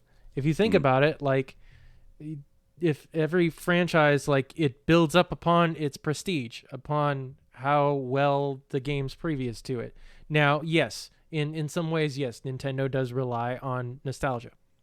Totally understand that. But the games that they have come out with in those particular franchises, while they might not necessarily be quote unquote groundbreaking, trying brand spanking new things, they like to go in new directions with it. Breath of the Wild, though the story was not like super deep and hashed out, they went kind of back to basics with it. They ventured outside the norm for what Zelda was. Having the big open world scheme with the food crafting and weapons, the perishable weapons and things like that, just little things like that, where, like, if you think about it, looking at it now, people are still playing that game today. People that beat the game 10 times over 4 or 5 years ago they're still exploring those environments. They're still trying to find new things to do with the game. Mario Odyssey, yes, it was very much like a love letter to games past. But even though that's the case, they did a lot of fun new things with that that I think, anybody can have fun with it, and it's accessible. They're easy to jump into. So while I get his point to a certain extent, I don't think they're simply just completely relying on nostalgia, and they're trying new things too. Like Splatoon is probably one of their newer franchises that they're doing something new, and that's caught on pretty well. So yeah, they have their tent poles, their franchises, their Zeldas, their Marios, their Metroids, their Kirby's, things like that. Every system has its tentpole franchises that basically hint on what's come in the past and gone in new directions with them. And that's my thinking on it. Gotcha. Pat or Chris, you got any Nintendo thoughts? I mean, now that I have a son and he plays Mario games now, I mean, like playing the Mario Odyssey or Mario Sunshine, Mario Galaxy, Super Mario Maker, or the new Kirby that's coming out in March. They are great, fun games to play with kids. As would I buy these games or play these games if I didn't have kids? Probably not. Well, 100% I probably wouldn't be. 100% probably. Yeah, that's what I said. Made sense to somebody. But yeah, I mean, like I think it's all about perspective. I think, and if you are not in that space of playing these games, not into nostalgia, not into these games, because these games are more or less more geared towards kids. And if you're not in that space, then I don't think that you're going to be into them. And I think you may feel like they are overrated. Makes sense.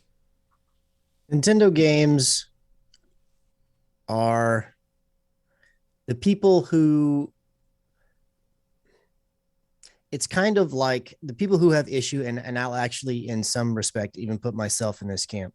Sure. The people who tend to have issues with Nintendo games are the same people that end up having issues a lot of times with Star Wars, because they want Star Wars to grow up, and it didn't.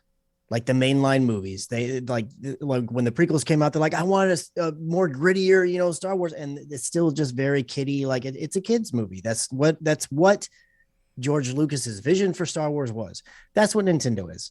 It's a place that makes games for kids, and I don't say that in a. I'm not saying that to try to put them down. I'm just saying like that is their number one, where their head's going. They want something cute and fun that, can entertain the whole family kind of thing. Yep, family and friendly. For people like what Pat just said, like we can play with your kids and you don't have to worry about it. And in that respect, they constantly do very well with that. And I think that it's also worthy of having, because, you go to your Xbox and you go to your PlayStation and even on PC, and sure, there's indie stuff that's nice and cutesy too, but for the most part, that's not really an audience that they serve very, very well. So it's great to have that there. But where I take issue with Nintendo is that I don't know if it's so much that they rest on nostalgia and everything like that, but I think they take advantage of people oftentimes because that nostalgia is there, like constantly making people repurchase games because it's a new way rather than letting it carry over in any way, shape, or form, reiterating or releasing all these different variants of Mario Kart 8 and still charging another, full price for it yet again. It's like that kinds of stuff is the things where it's just like, okay, it's one thing to have nostalgia, but it's another thing to like really take advantage, because there's some people that just quite frankly can't help themselves. Yeah. They just love it too much.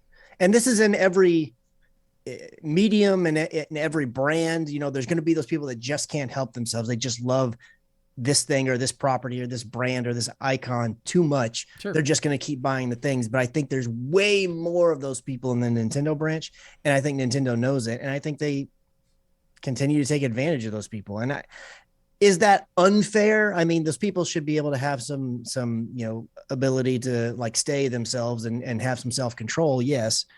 But it's like, I don't know. It's just, it feels a little dirty to me a lot of times. So that part I take issue with, but overall, I think that it's very important that they serve the community that they're serving with having games that are good for the whole family and games that are cute and just kind of simple in the sense that like when you look at it from a bird's eye view, it's like, oh, there's nothing much to this. But then when you get into it, you realize, oh, there actually is a little bit more. And it's kind of deceptively deep kind of thing. Sure. I think that's all good.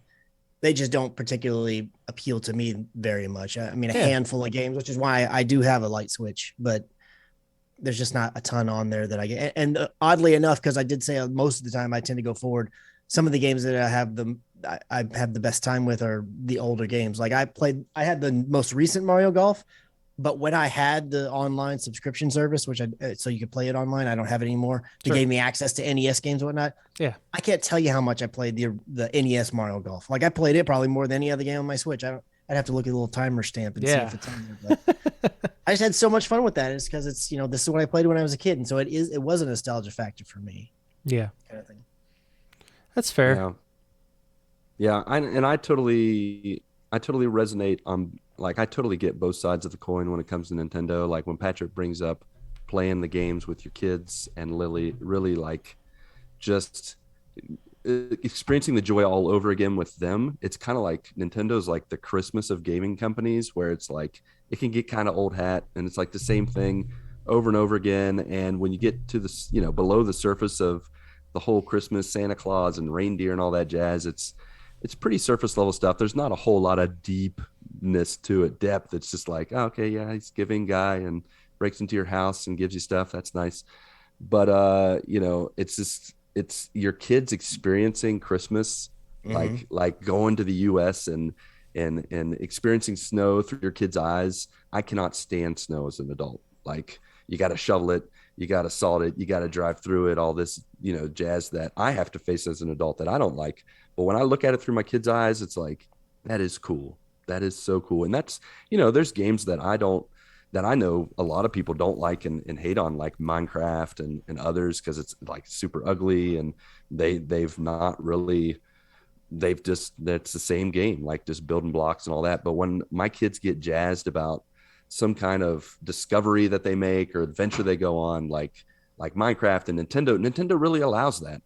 And yet at the same time, there's a part of me that's like, Pixar figured out how to still lock into those kids and at the same time make very adult films that touch on ideas that are so deep that I can watch a Pixar movie over and over and over again and get something new out of it. And I have yet to, and granted, I haven't played as many Nintendo games recently, but from what I have seen and played or read about, I don't feel like they need to expand on that Pixar quality, like get some more depth with, you don't have to make like this super theological or crazy existential crisis with Mario, but like take it deeper than rescuing the princess or rescuing a princess. I don't know. Just, I really feel like Nintendo needs to reinvent for the sake of their true fans. And there's a little bit of Stockholm syndrome, I think, with Nintendo fans, where they've just like, this is it. And I love it. It's Zelda. I'm going to love it forever, even if I just rescue Zelda over and over and over again. And sometimes she fights with me, sometimes she doesn't. So I get both sides of it. And, but I love nostalgia. So I can't knock anyone for it at all. Not even a little bit. Yeah. Yep. Fair enough. All right. Switching gears. Splig had this to say: games as a service are taking the fun out of gaming. How dare you? I can't say that they're taking the fun out of gaming, but I do think it would be horrible if the entire or the majority of gaming went that direction. I can agree in that sense. I thought 5 years ago it felt like majority of gaming was heading in that direction. Like there was some kind of service in every game. It felt like it got me a little nervous. This kind of actually plays into one of my quote unquote unpopular gaming opinions a little bit. Let's hear it. And it more focuses in on those games that have every year releases. Looking at you, COD. Looking at you, games like Madden. Which I know, Pat, you pretty much purchase it every year, right? Sports games are a little. It's a little bit different though. I mean, But because like, how much are they because the really rosters adding? are different every year and everything. It's the game itself might not change, but I think a big part. And please tell me if I'm wrong on this because I really don't play Madden in sports games. But when I did back in the day, a big draw to me was because my team traded for this person and now they're going to be on my team in the game and I don't have to go through all this because some of those games back in the day didn't have a system to do that. Like having an accurate picture of what you're getting into is part of the draw of playing the game. And I guess they could sell a download to that, but Yeah. They totally could. you'd have to buy that. That would make it like a game as a service. Yeah. So Yeah.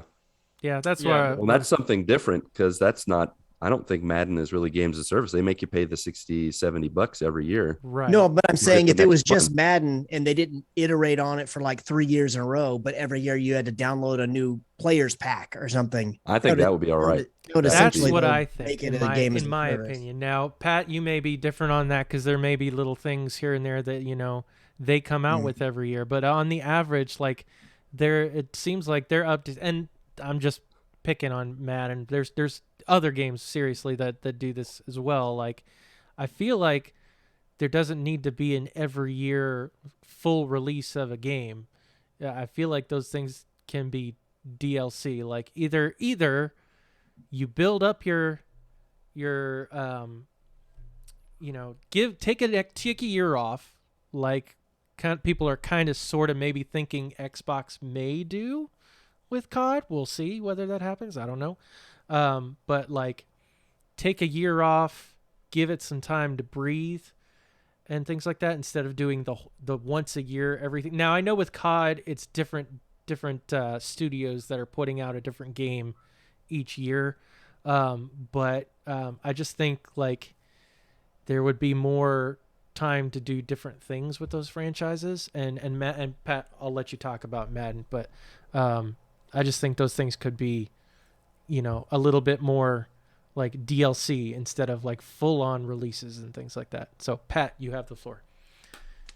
Okay. With Cracks knuckles.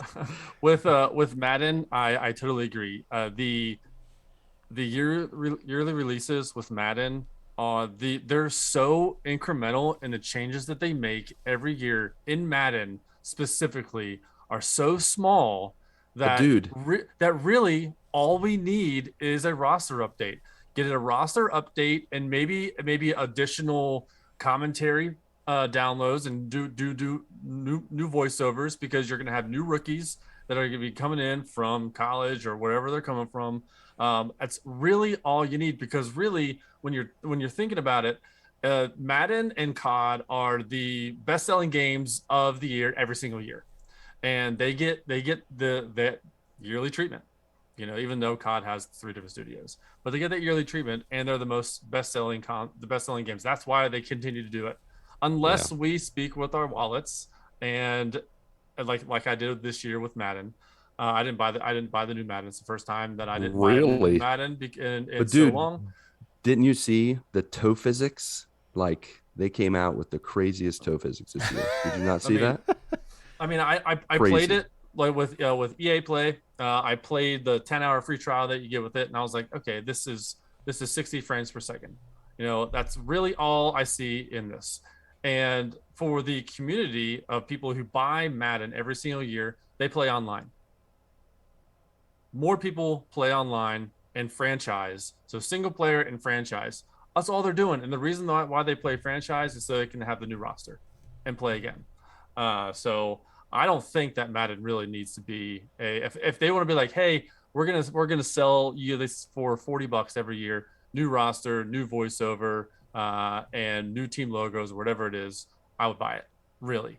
They could use that time and energy to actually iterate on the franchise for the first time in forever, because really the best football game still to this day is NFL 2K5. That game did so much more than this. It's been 17 years since that game has come out.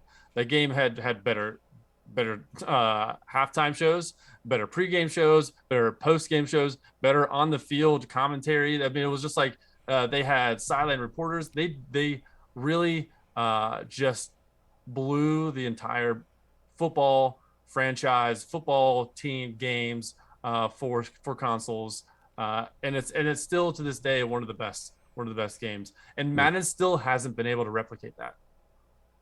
They do all these other things that that are only there for your, hey, we're going to try this new thing we're going to do this year. Yeah, they only have 9 months to do it. That's why if they only have 9 months to create a new game, they're only going to be able to incrementally update it, so small. So I would like for Madden to take 3 years off and just give us rostered updates to really improve on Madden. There you go. You heard it here first. Or second. Maybe. All right. Maybe. Corey Fouch, aka Smith, said, here's an unpopular opinion, not necessarily here, but as an overarching idea in the gaming side of the internet. The whole PC is better than console or Xbox is better than PlayStation or vice versa is one of the most ridiculous things ever. Playing on PC versus consoles doesn't make you a quote unquote better gamer than anyone else. I have a PC and an Xbox. I prefer FPS games on the Xbox, just feels better. I prefer MMO type games on the PC because the menu navigation that's needed for inventory, quests, research skills, etc., just lends itself to a mouse and keyboard and 2 or more screens. Play what you like on the platform you like, period. Yeah, I feel like the whole console wars and platform wars is ultimately very outdated. Although I say that and it still happens. You still have, I think, and I can't say it's a specifically American thing, but I know a lot of times with American things, we're all about competitive nature. We're about that with sports things. We're about that with politics. We're about that with all sorts of other things where, it's my team. My team's got to win. My team's better than your team. Your team sucks, blah, blah, blah. And I just think we have that mentality of like one has to be better than the other. Well, no, it doesn't. You play where you want to play, when you want to play. If you like both, you like multiples, that's fine. I think it gets really toxic and really frustrating and annoying, and yeah, I'm totally on board with that idea. I hate the idea of it. I feel like it's permeated pop culture so much that I don't even know anymore what the popular stance is. Like,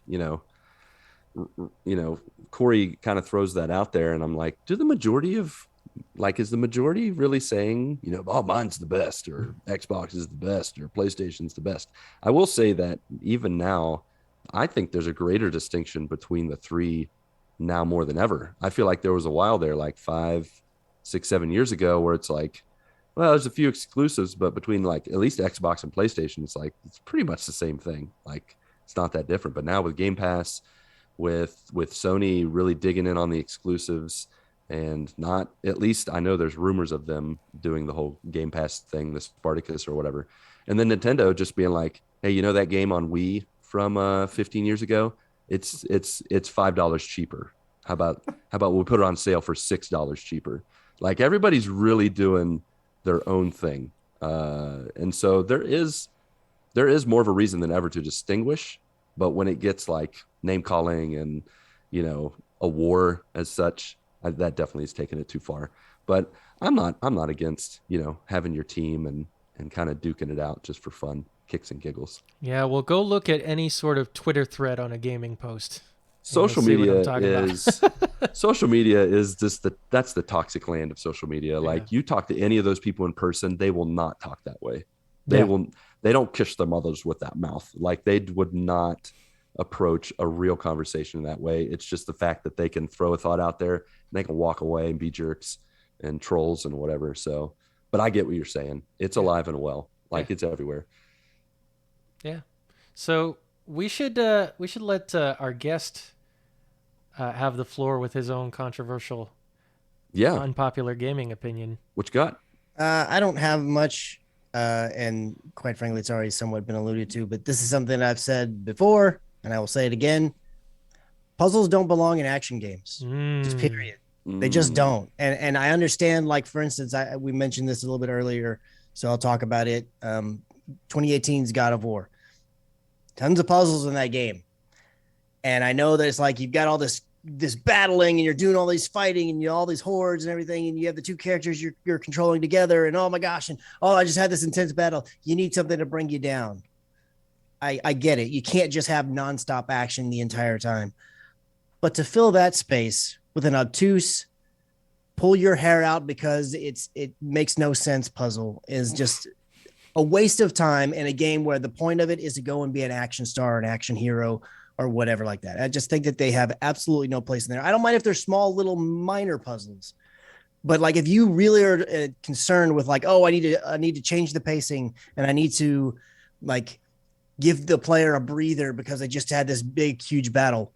That's what storytelling is for. Give me a cutscene, like make that stuff more interesting, which luckily God of War did a lot of that stuff too. But like there were so many times in that game where there was some crazy dumb puzzle in Alfheim or Elfheim, however you say it. Yeah. I've not replayed that game a second time yet. And my goal was I wanted to play it before God of War Ragnarok came out. Honestly, I don't know if that's going to happen just because it seems like there's so many games that are coming out right before that may not happen. Yeah. But just the thought of going back in there and having to hit those stupid things and with my axe and untie them so that the door unlock. It makes my skin crawl. I don't even want to do that. It's like if I could just skip that, and maybe that's something that's been added. Maybe I can chapter select and I could just skip over that entire thing because I can't stand that kinds of stuff. I remember, and again, I understand this is a little bit different the example I'm about to use. But I used to play a lot of Destiny. In the raids basically just one big puzzle. Now that I kind of understand, but it's like that's kind of the same thing to my point. Like the thing that I enjoyed about the raid was not figuring out how to stand on this plate and then go over here and tickle this statue and then go over and do that thing. Like that's not the fun. The fun was defeating the hordes and beating the boss because we were all working in tandem. That was the thing I enjoyed about raids. I never once did any of the legwork to figure out how do you do it. I just said I'd go in with my buddy. I'd be like, all right, what do we do? Cool. And then I'm cool with the challenge of doing the thing being hard. I cannot stand wasting my time trying to figure out, oh, really? I was supposed to turn it 3 times to the left instead of 4 to the right. Like that's just, it makes me want to rip my hair out. I just don't like it personally. I have no room to speak being I love Zelda. And like, what was it? The one, The Witness. Like, I'm totally fine with those games existing and people like loving it like that. At least like, hey, yo, I'm a puzzle. Like, it's you what it is up front. I can't stand getting into a game that I think is going to be all about cool action. And then, here comes 35 puzzles. It's like, get out of here with that. I mean, that's insane to me. Yeah. I get it. Yep. Now, do you have an unpopular opinion having to deal with the controls that people use by chance? No. So I play inverted, but I've said this actually on our show, and I've told other people too. Like I especially myself and Gabe, who also plays inverted. Like we'll definitely throw out the like, oh, it's the way God intended, and all this kind of stuff like that. That's right. Yeah. At the end of the day, I can admit that, like, look, especially because it's been this way, it's been changed for so long now, and that it's been the default has been the opposite way for so long now. I do think that if I could do it, I would switch my brain over and I would play normal just because it's going to make my life easier going forward. And there's been several games, FPS in particular games, where I picked it up. Borderlands was one. It's like, I am not changing it to inverted. And that may be part of why I never got really into Borderlands, because I also was fighting the controls the whole time. Yeah. But I've tried several times and my brain just doesn't work that way. It doesn't. And the crazy thing is like, if you give me, did you guys ever play Minecraft Story Mode, the Telltale game? Yep. So there would be times in that series I played, I think it had a season 2. I only played the first one. But there were times where you would be in the game and I would have the controls inverted so that my camera would move inverted. But then it would go to a map and the map would be 2D and you'd be moving a cursor. I can't have the cursor be inverted. So I would never go into my map, because if I did, it would break my brain, because they didn't see them as different. And that's how my brain intuits that kinds of stuff. Anything visually like that, I'm moving around it like a camera in the direction I think it would go. I have a camera right over there off screen. If I'm videoing something and I need to pan up, I'm pushing down on the back of that tripod stick. So that's how my brain interprets it. But when you're doing something like on a map, moving a cursor, like, to me, that's like I have a pen and I'm moving or I'm drawing on it. So it needs to be the other way. And it throws my head for a loop. And so if I could tell people, or if I, like my little nephew, like, I would say, no, just play the way it is by default, get used to it and learn it that way, because you're going to be setting yourself up for success better in the future. If I could change, I absolutely would. So I even though I make jokes about it, realistically, I don't think that everybody needs to play as inverted, because I think you're just biting off more than you can chew unnecessarily, because the world's against us all. Yeah. Well, you heard it here first, folks. I get it in terms of, like, specifically if you're flying like a ship or a craft or something like that, it makes sense to play inverted. But for me, at least, like, I don't want to pull down. If I'm a character, I don't want to pull down to look up. I don't want to. Why is that? And again, I'm not saying you're right or wrong. I'm just saying, why? I don't know. It's just been always a natural thing for me. If I want to look up, I want to push up. Now I get, flight controls. That's different story for me. But if I want to look down, then I pull down. That's just where my brain is. And I guess it's just a matter of, where has your mind, molded in terms of that, I suppose. But yeah. But it makes you wonder, and I have no idea, because I don't make planes for a living. So I don't know plane science. Yeah. But it's like, okay, because you're not the first person that's said that and phrased it that way. Yeah. And like, okay, I understand that, because whenever you watch movies, or if you happen to know someone that's a pilot, or you're a pilot yourself, when you're in a plane, you pull back on the stick or the controls, because sometimes it's more like a steering wheel. Sure. And you pull back or towards you, and it goes up, and then you push forward and essentially pushing down, and it'll go the opposite way. It's like, it makes me wonder, it's like, but why couldn't Joe plane maker flip it the other way? Right. Was it just somebody did, the Wright brothers did it that way, and they're like, well, we're sticking with it, because it's so funny that everybody's like, oh, I understand it with flight things, but not the others. But it's like, but you only say that because that's what you know. It's like, it's weird. Yeah. It's like, why did the flight people who make planes, why is it that way? Is there a scientific reason why? Well, it's I like don't these new cars too, where they took away the gear shift, and now the gear shift is just a dial. And it's like you're changing the temperature on your car, or you're just turning it to, oh, I want to drive, so I'm going to turn the dial to D, and that's it. And I'm like, wait, where's the gear where's the little stick that I pull down to go to D? Why am I turning this little dial? The same thing with the push to start. That was weird. The first handful of cars you got into with that as well. It's still weird.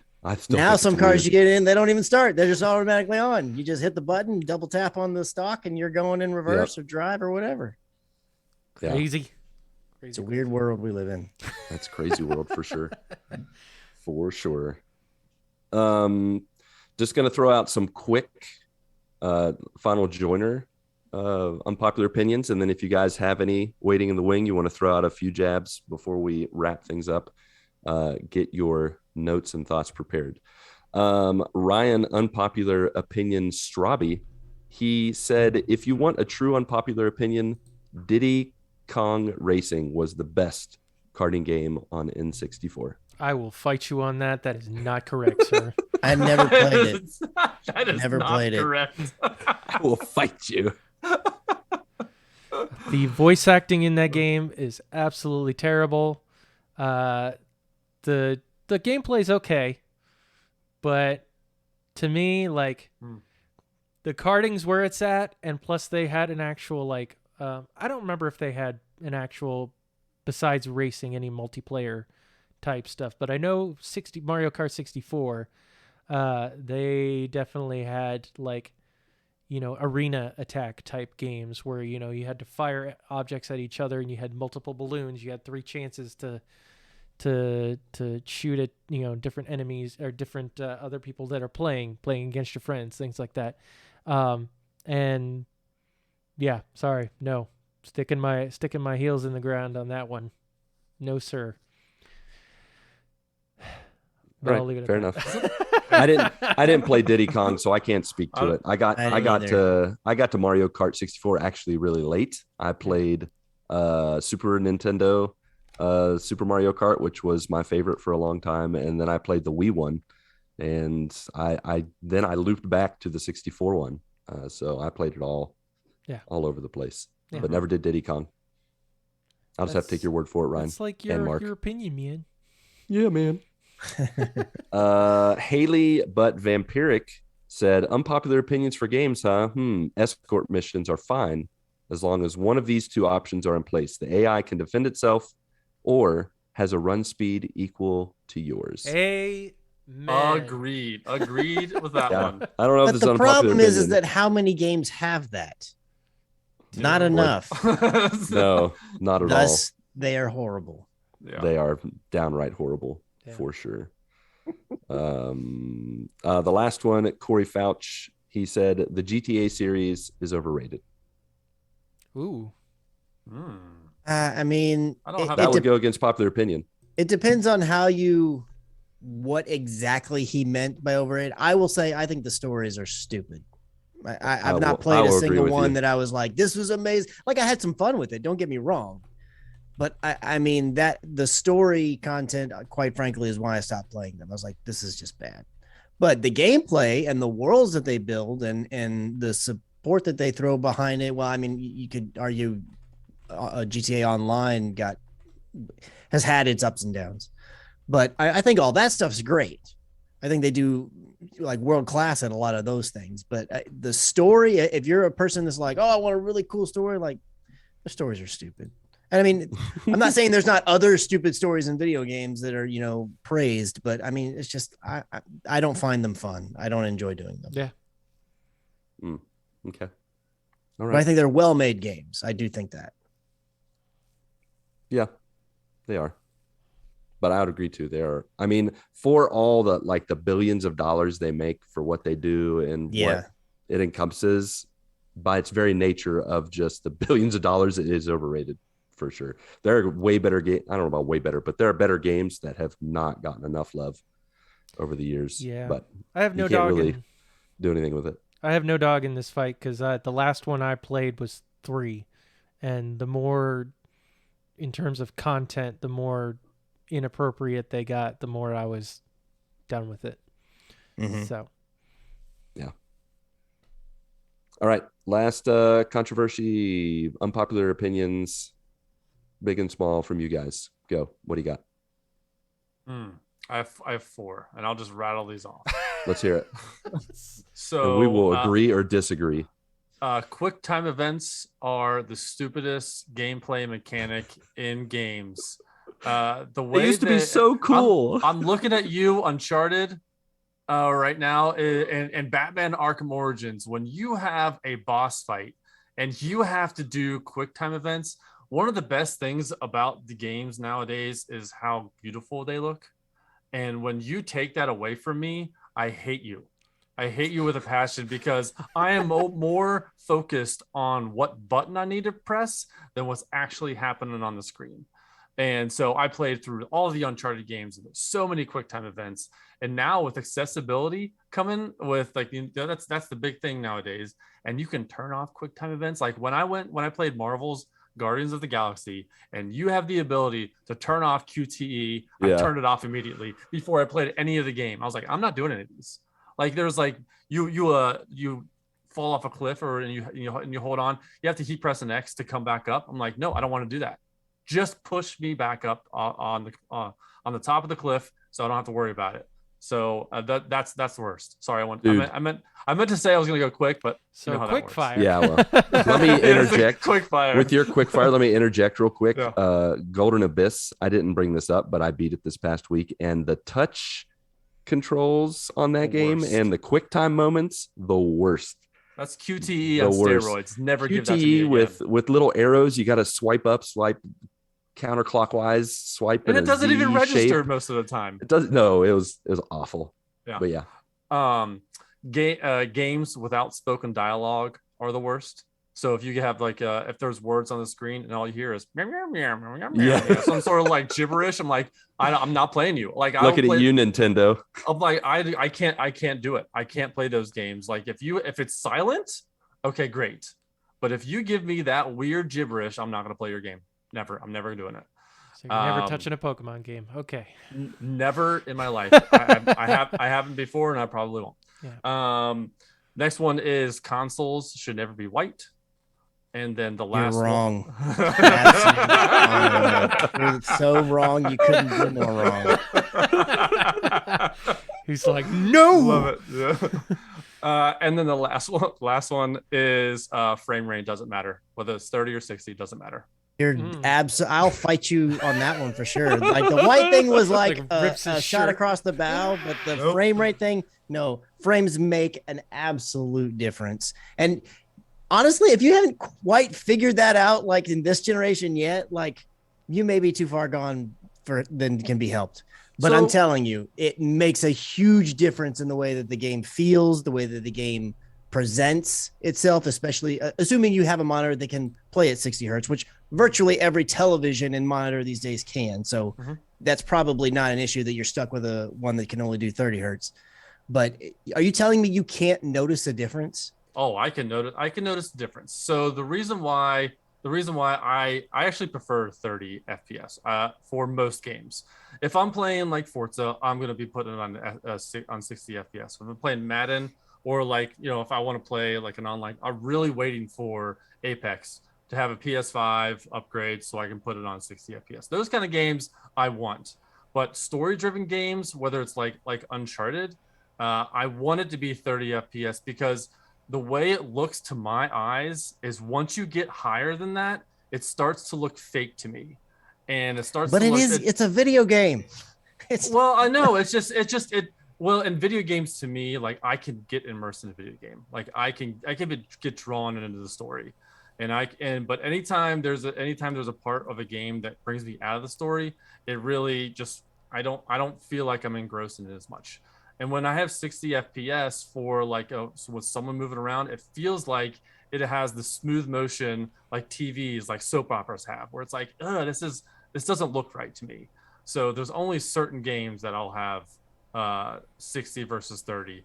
But if I have an option to choose 4K ray tracing and 30 frames per second versus 60 frames per second, and then what are the other options? No ray tracing and then 4K upscaling. I'm going to do 30 FPS every day.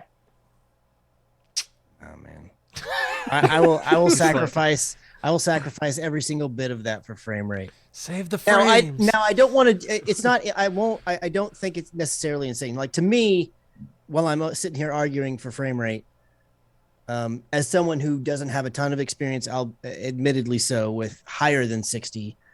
I do have both next gen systems, and I do have a monitor with HDMI 2.1, so I can do up to 120 frames per second. Like on Xbox, a lot of those games that get the frame rate boosted and they can play at 120 frames per second, but they're rendering it like 480p. It's like, no, I'm not doing that difference. Yeah. But if you can give me 60, and like the best spot to be in, quite frankly, and I understand why not everybody does this because I'm sure it's not easy to do, but is the way that Spider-Man Miles Morales does it. They give me a performance mode that gives me 60 frames per second and ray tracing. It's performance RT. And it just doesn't give you all the ray tracing everywhere that it can happen, but it gives you it in the parts where it's important. Like to me, that's the perfect happy medium. But I'd be perfectly fine to play it in just performance mode without any of the fancy and this is a 4K screen too. So when it's a little bit, when it's less than 4K, I can tell there's some fuzz there. It's like I need it to feel good. If the game's gonna have any type of action base in it where I'm doing actiony things, I need it to feel quick and fast. Like if it was a Telltale story style, like The Walking Dead kind of thing, I'm with you. It doesn't matter to me if it's 30 or whatever like that, because none of that stuff's really super important, even though it does have QTEs in those style games. But yeah, I want 60 frames, all the things. All the things. Yes. Put that on the box. Stake in the ground, line in the Those are my sand. Yep. 4. All right. Those are my Those are 4. your 4. Mark or Chris, you got any more? That's it for me. The only other one that I have, and this is going to make some people mad, but I think turn-based games are stupid. Ooh. I don't understand. I remember the first time I went to a friend's house, and it had to have been a Final Fantasy game. I honestly don't remember what the game was, but it was back in I don't remember for sure if it was PS1, PS2, but it was back in that time frame. And I go over there, and he's like, "Oh, you gotta see this game, and I'm gonna play it." And he starts it up, and he's like, "Here, you start it. I'll kind of walk you through or whatever." And I'm doing this thing, and I go to some battle, and I'm like, "I can't do it. I can't hit the guy." And they're like, "Oh no, it's their turn." Why am I going to allow the bad guy to hit me? It's like, no, I want to defeat him. And it's like, well, but you got to think, and then you got to go in your potion bag. And it's like, no, just give me the sword. Let me fight the guy and dodge. And then I'm going to cut him. Like, the concept that to let the enemy have a turn to take me down. No, I even to this day, I've never understood how that is a mechanic that so many people have gravitated towards. It makes no sense to me. So I went back in the late '90s when Final Fantasy VII came out. I was like, "Oh, this is the new hotness. Everyone wants to play this game. This is the biggest game. I'm gonna play this game." I played it, and it ended up being turn-based. I was like, "Nope. I don't care how good you think this game is. I'm not gonna play it because it's turn-based." you're talking about the remake? No, this was back in the late '90s when I was gonna say because the OG. Yeah, and I do think the remake, which only reason I agreed to give it a try is because they removed the turn-based. But my understanding is you could go in the settings and you could revert it. You could Bring it right back. You could bring it right back if that was, obviously there's so many people that love it that way. But I was beyond ecstatic that the default was not that. I'd have been fine too if the default would have been turn-based, as long as I could turn it off. I'd have been fine with that. Right. But I just don't get it. I don't. I'm actually I'm one of those weirdos that just, I don't know why I like the turn-based. I like the relaxed nature of it. Like just kind of sitting back and being like, okay, I'm going to take my turn. And I like the visual you say. It's like, okay, it's your turn, bad guy. You hit me now. And now it's my turn to hit you. Let's take turns. Like, it sounds really goofy, but and when I played Final Fantasy VII Remake, I did try the turn-based one, which it wasn't really as weird, but it was kind of, because you didn't control the characters. You just watched them dance around and hit the bad guys until your ATB, your action thing, charged up, and then you could make a decision to do one of their super moves or whatever. It was kind of weird. It's like I either need static turn-based or all action. I don't like the in-between for sure. Only game that kind of opened a window in my brain, it was like, oh, I kind of get it now, for me, was Hearthstone. Because essentially that's a turn-based strategy game. Yeah, it's a card game. Mm-hmm. But that's the thing, it's a card game. It's not presenting itself as an action game. Yeah. So if you're gonna give me action, I'm not doofully or purposefully gonna let the bad guy come in and hit me. I'm gonna try to go flawless victory and take this sucker out. Yeah. I'm just not doing it the other way. Yeah, I'm pretty much on your side of things. The only spot where, and I guess this is the only exception for me, and I don't know why it is, because it's really no different, is Pokemon. Got to catch them all. Yeah. I don't know. Maybe it's just because, when I was a kid, that was the thing, and I kind of just got into it.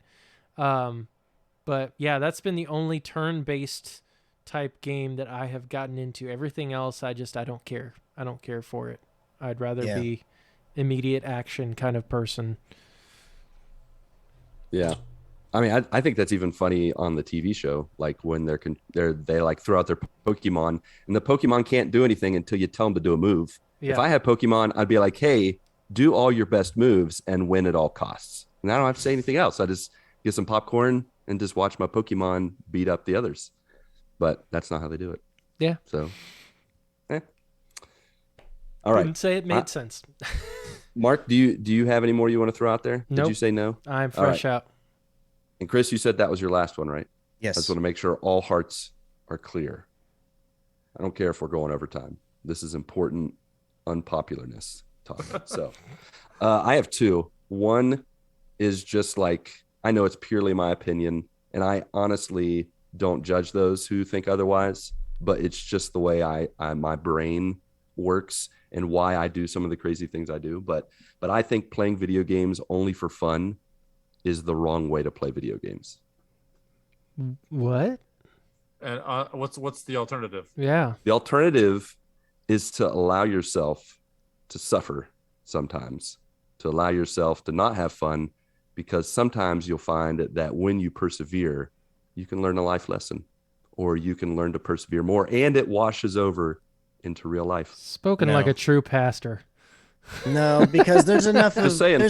There's enough of that hardship and life lesson and building junk just in real life. I don't need that in my leisure. But it's so much easier to do it in video games, and then it can carry over into real life.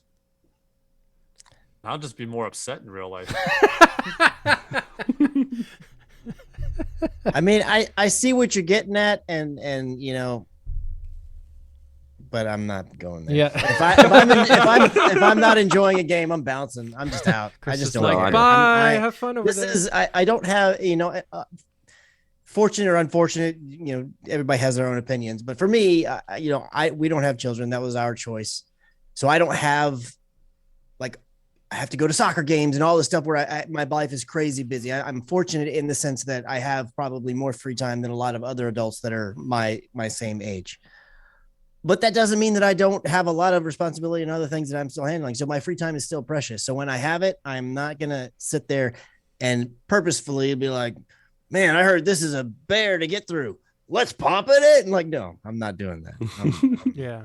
I get people all about the challenge, but yeah, I want to be able to chill and enjoy. And obviously with any game, there's challenges, there's hurdles that you have to do. Yeah.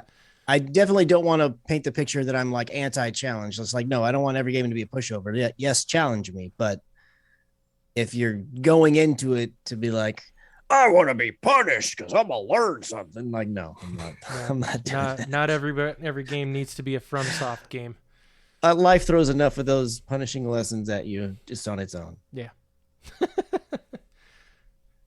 All right. I knew you guys would push back on that, so I just want to make sure to throw it out there. The second one, though, is more serious, and I will die on a hill with this one. People who eat finger foods and play games are monsters. I don't know if they're monsters, but they are heathens. Heathens, monsters, whatever you want. You name the negative thing. I'm going to clarify. You need Jesus. I think I'm going to clarify.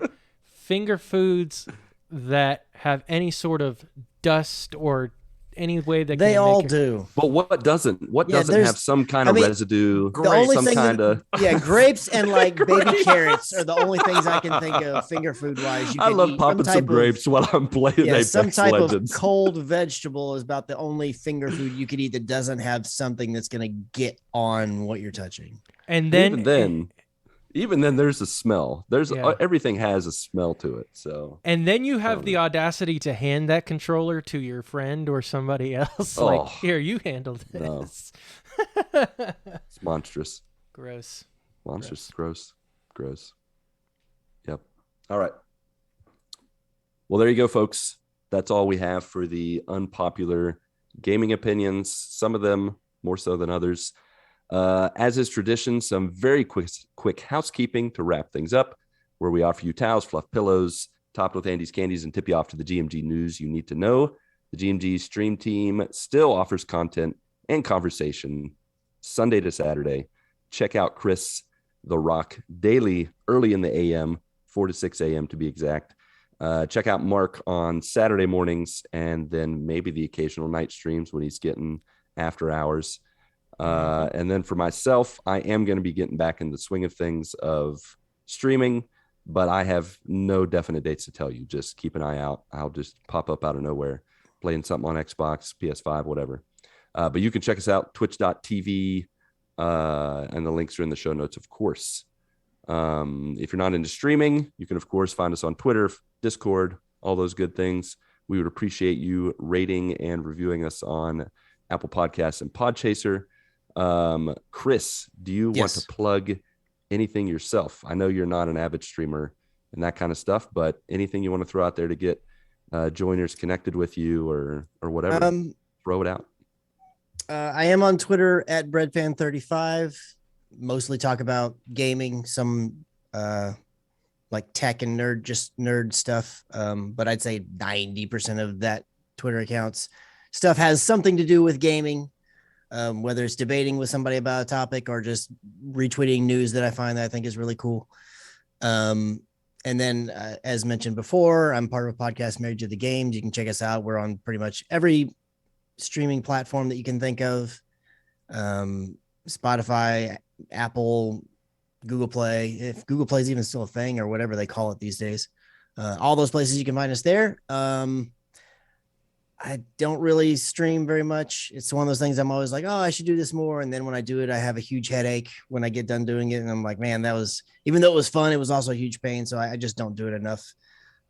So I guess just if you happen to see me tweet out a link that like, oh, I'm streaming something, it's probably rare. And if you have any interest in checking it out, go ahead and click that link because it might be one of the few times you get the opportunity to see me do that. Mm-hmm. Chris is the Bigfoot of streaming. So you better check it out. I am. You're not going to see me often. So when you see me, you got to make sure you get those goggles and like look and like, oh man, I got to watch this for look, it's a Chris sighting. Let's go. They've released the Kraken. And it's always like from afar and grainy when you see it. No. Yeah. Yep. I might have a wristwatch, might not. You never know. Oh, look out. The last thing we're going to do, of course, is throw out some music picks for our GMG MAST 100 list, our Good Morning Guys Music and Songs Top 100. And as is tradition, since Chris is a guest, I'm going to put him on the spot and have him throw out whatever his most favorite song is for us to add to the list. I will say it's backfired on us in the past, but I trust Chris implicitly, and I think he'll have a good song for us that we will put on the list and not regret later. So I'm going to give him a chance because he's looking at stuff. So Mark, Pat, you have songs too. Throw them out there. Yeah, I'm going to go with Eye of the Tiger by Survivor. Yes. Solid. What was that? Was that Rocky 4, Rocky 5, something like that? I think that was what it was. All the Rockies. All of them. It wasn't in all the Rockies? I feel like it was in all the Rockies. It was not in all the Rockies. Nope. Well, it should have been. They need to remaster those and put it in the song or put it in the movie. Just randomly. That's fair. It's fair. Remaster it and put it in there. That's right. So you just want a song to put on the list? Yep. We want your favorite song or a favorite. It doesn't have to be the favorite. It could be a Metallica song. No, it will not be a Metallica song because you could put almost anyone on there and I'd be happy with that. There you go. So I'm going to put one that is probably not on your list. Is it a playlist or just like a list you keep in general that you tell people to check out? Is that how it works? It's both. We're making a list that we're going to do a final top 100 when we're done with it, and then we're also compiling a playlist on Spotify.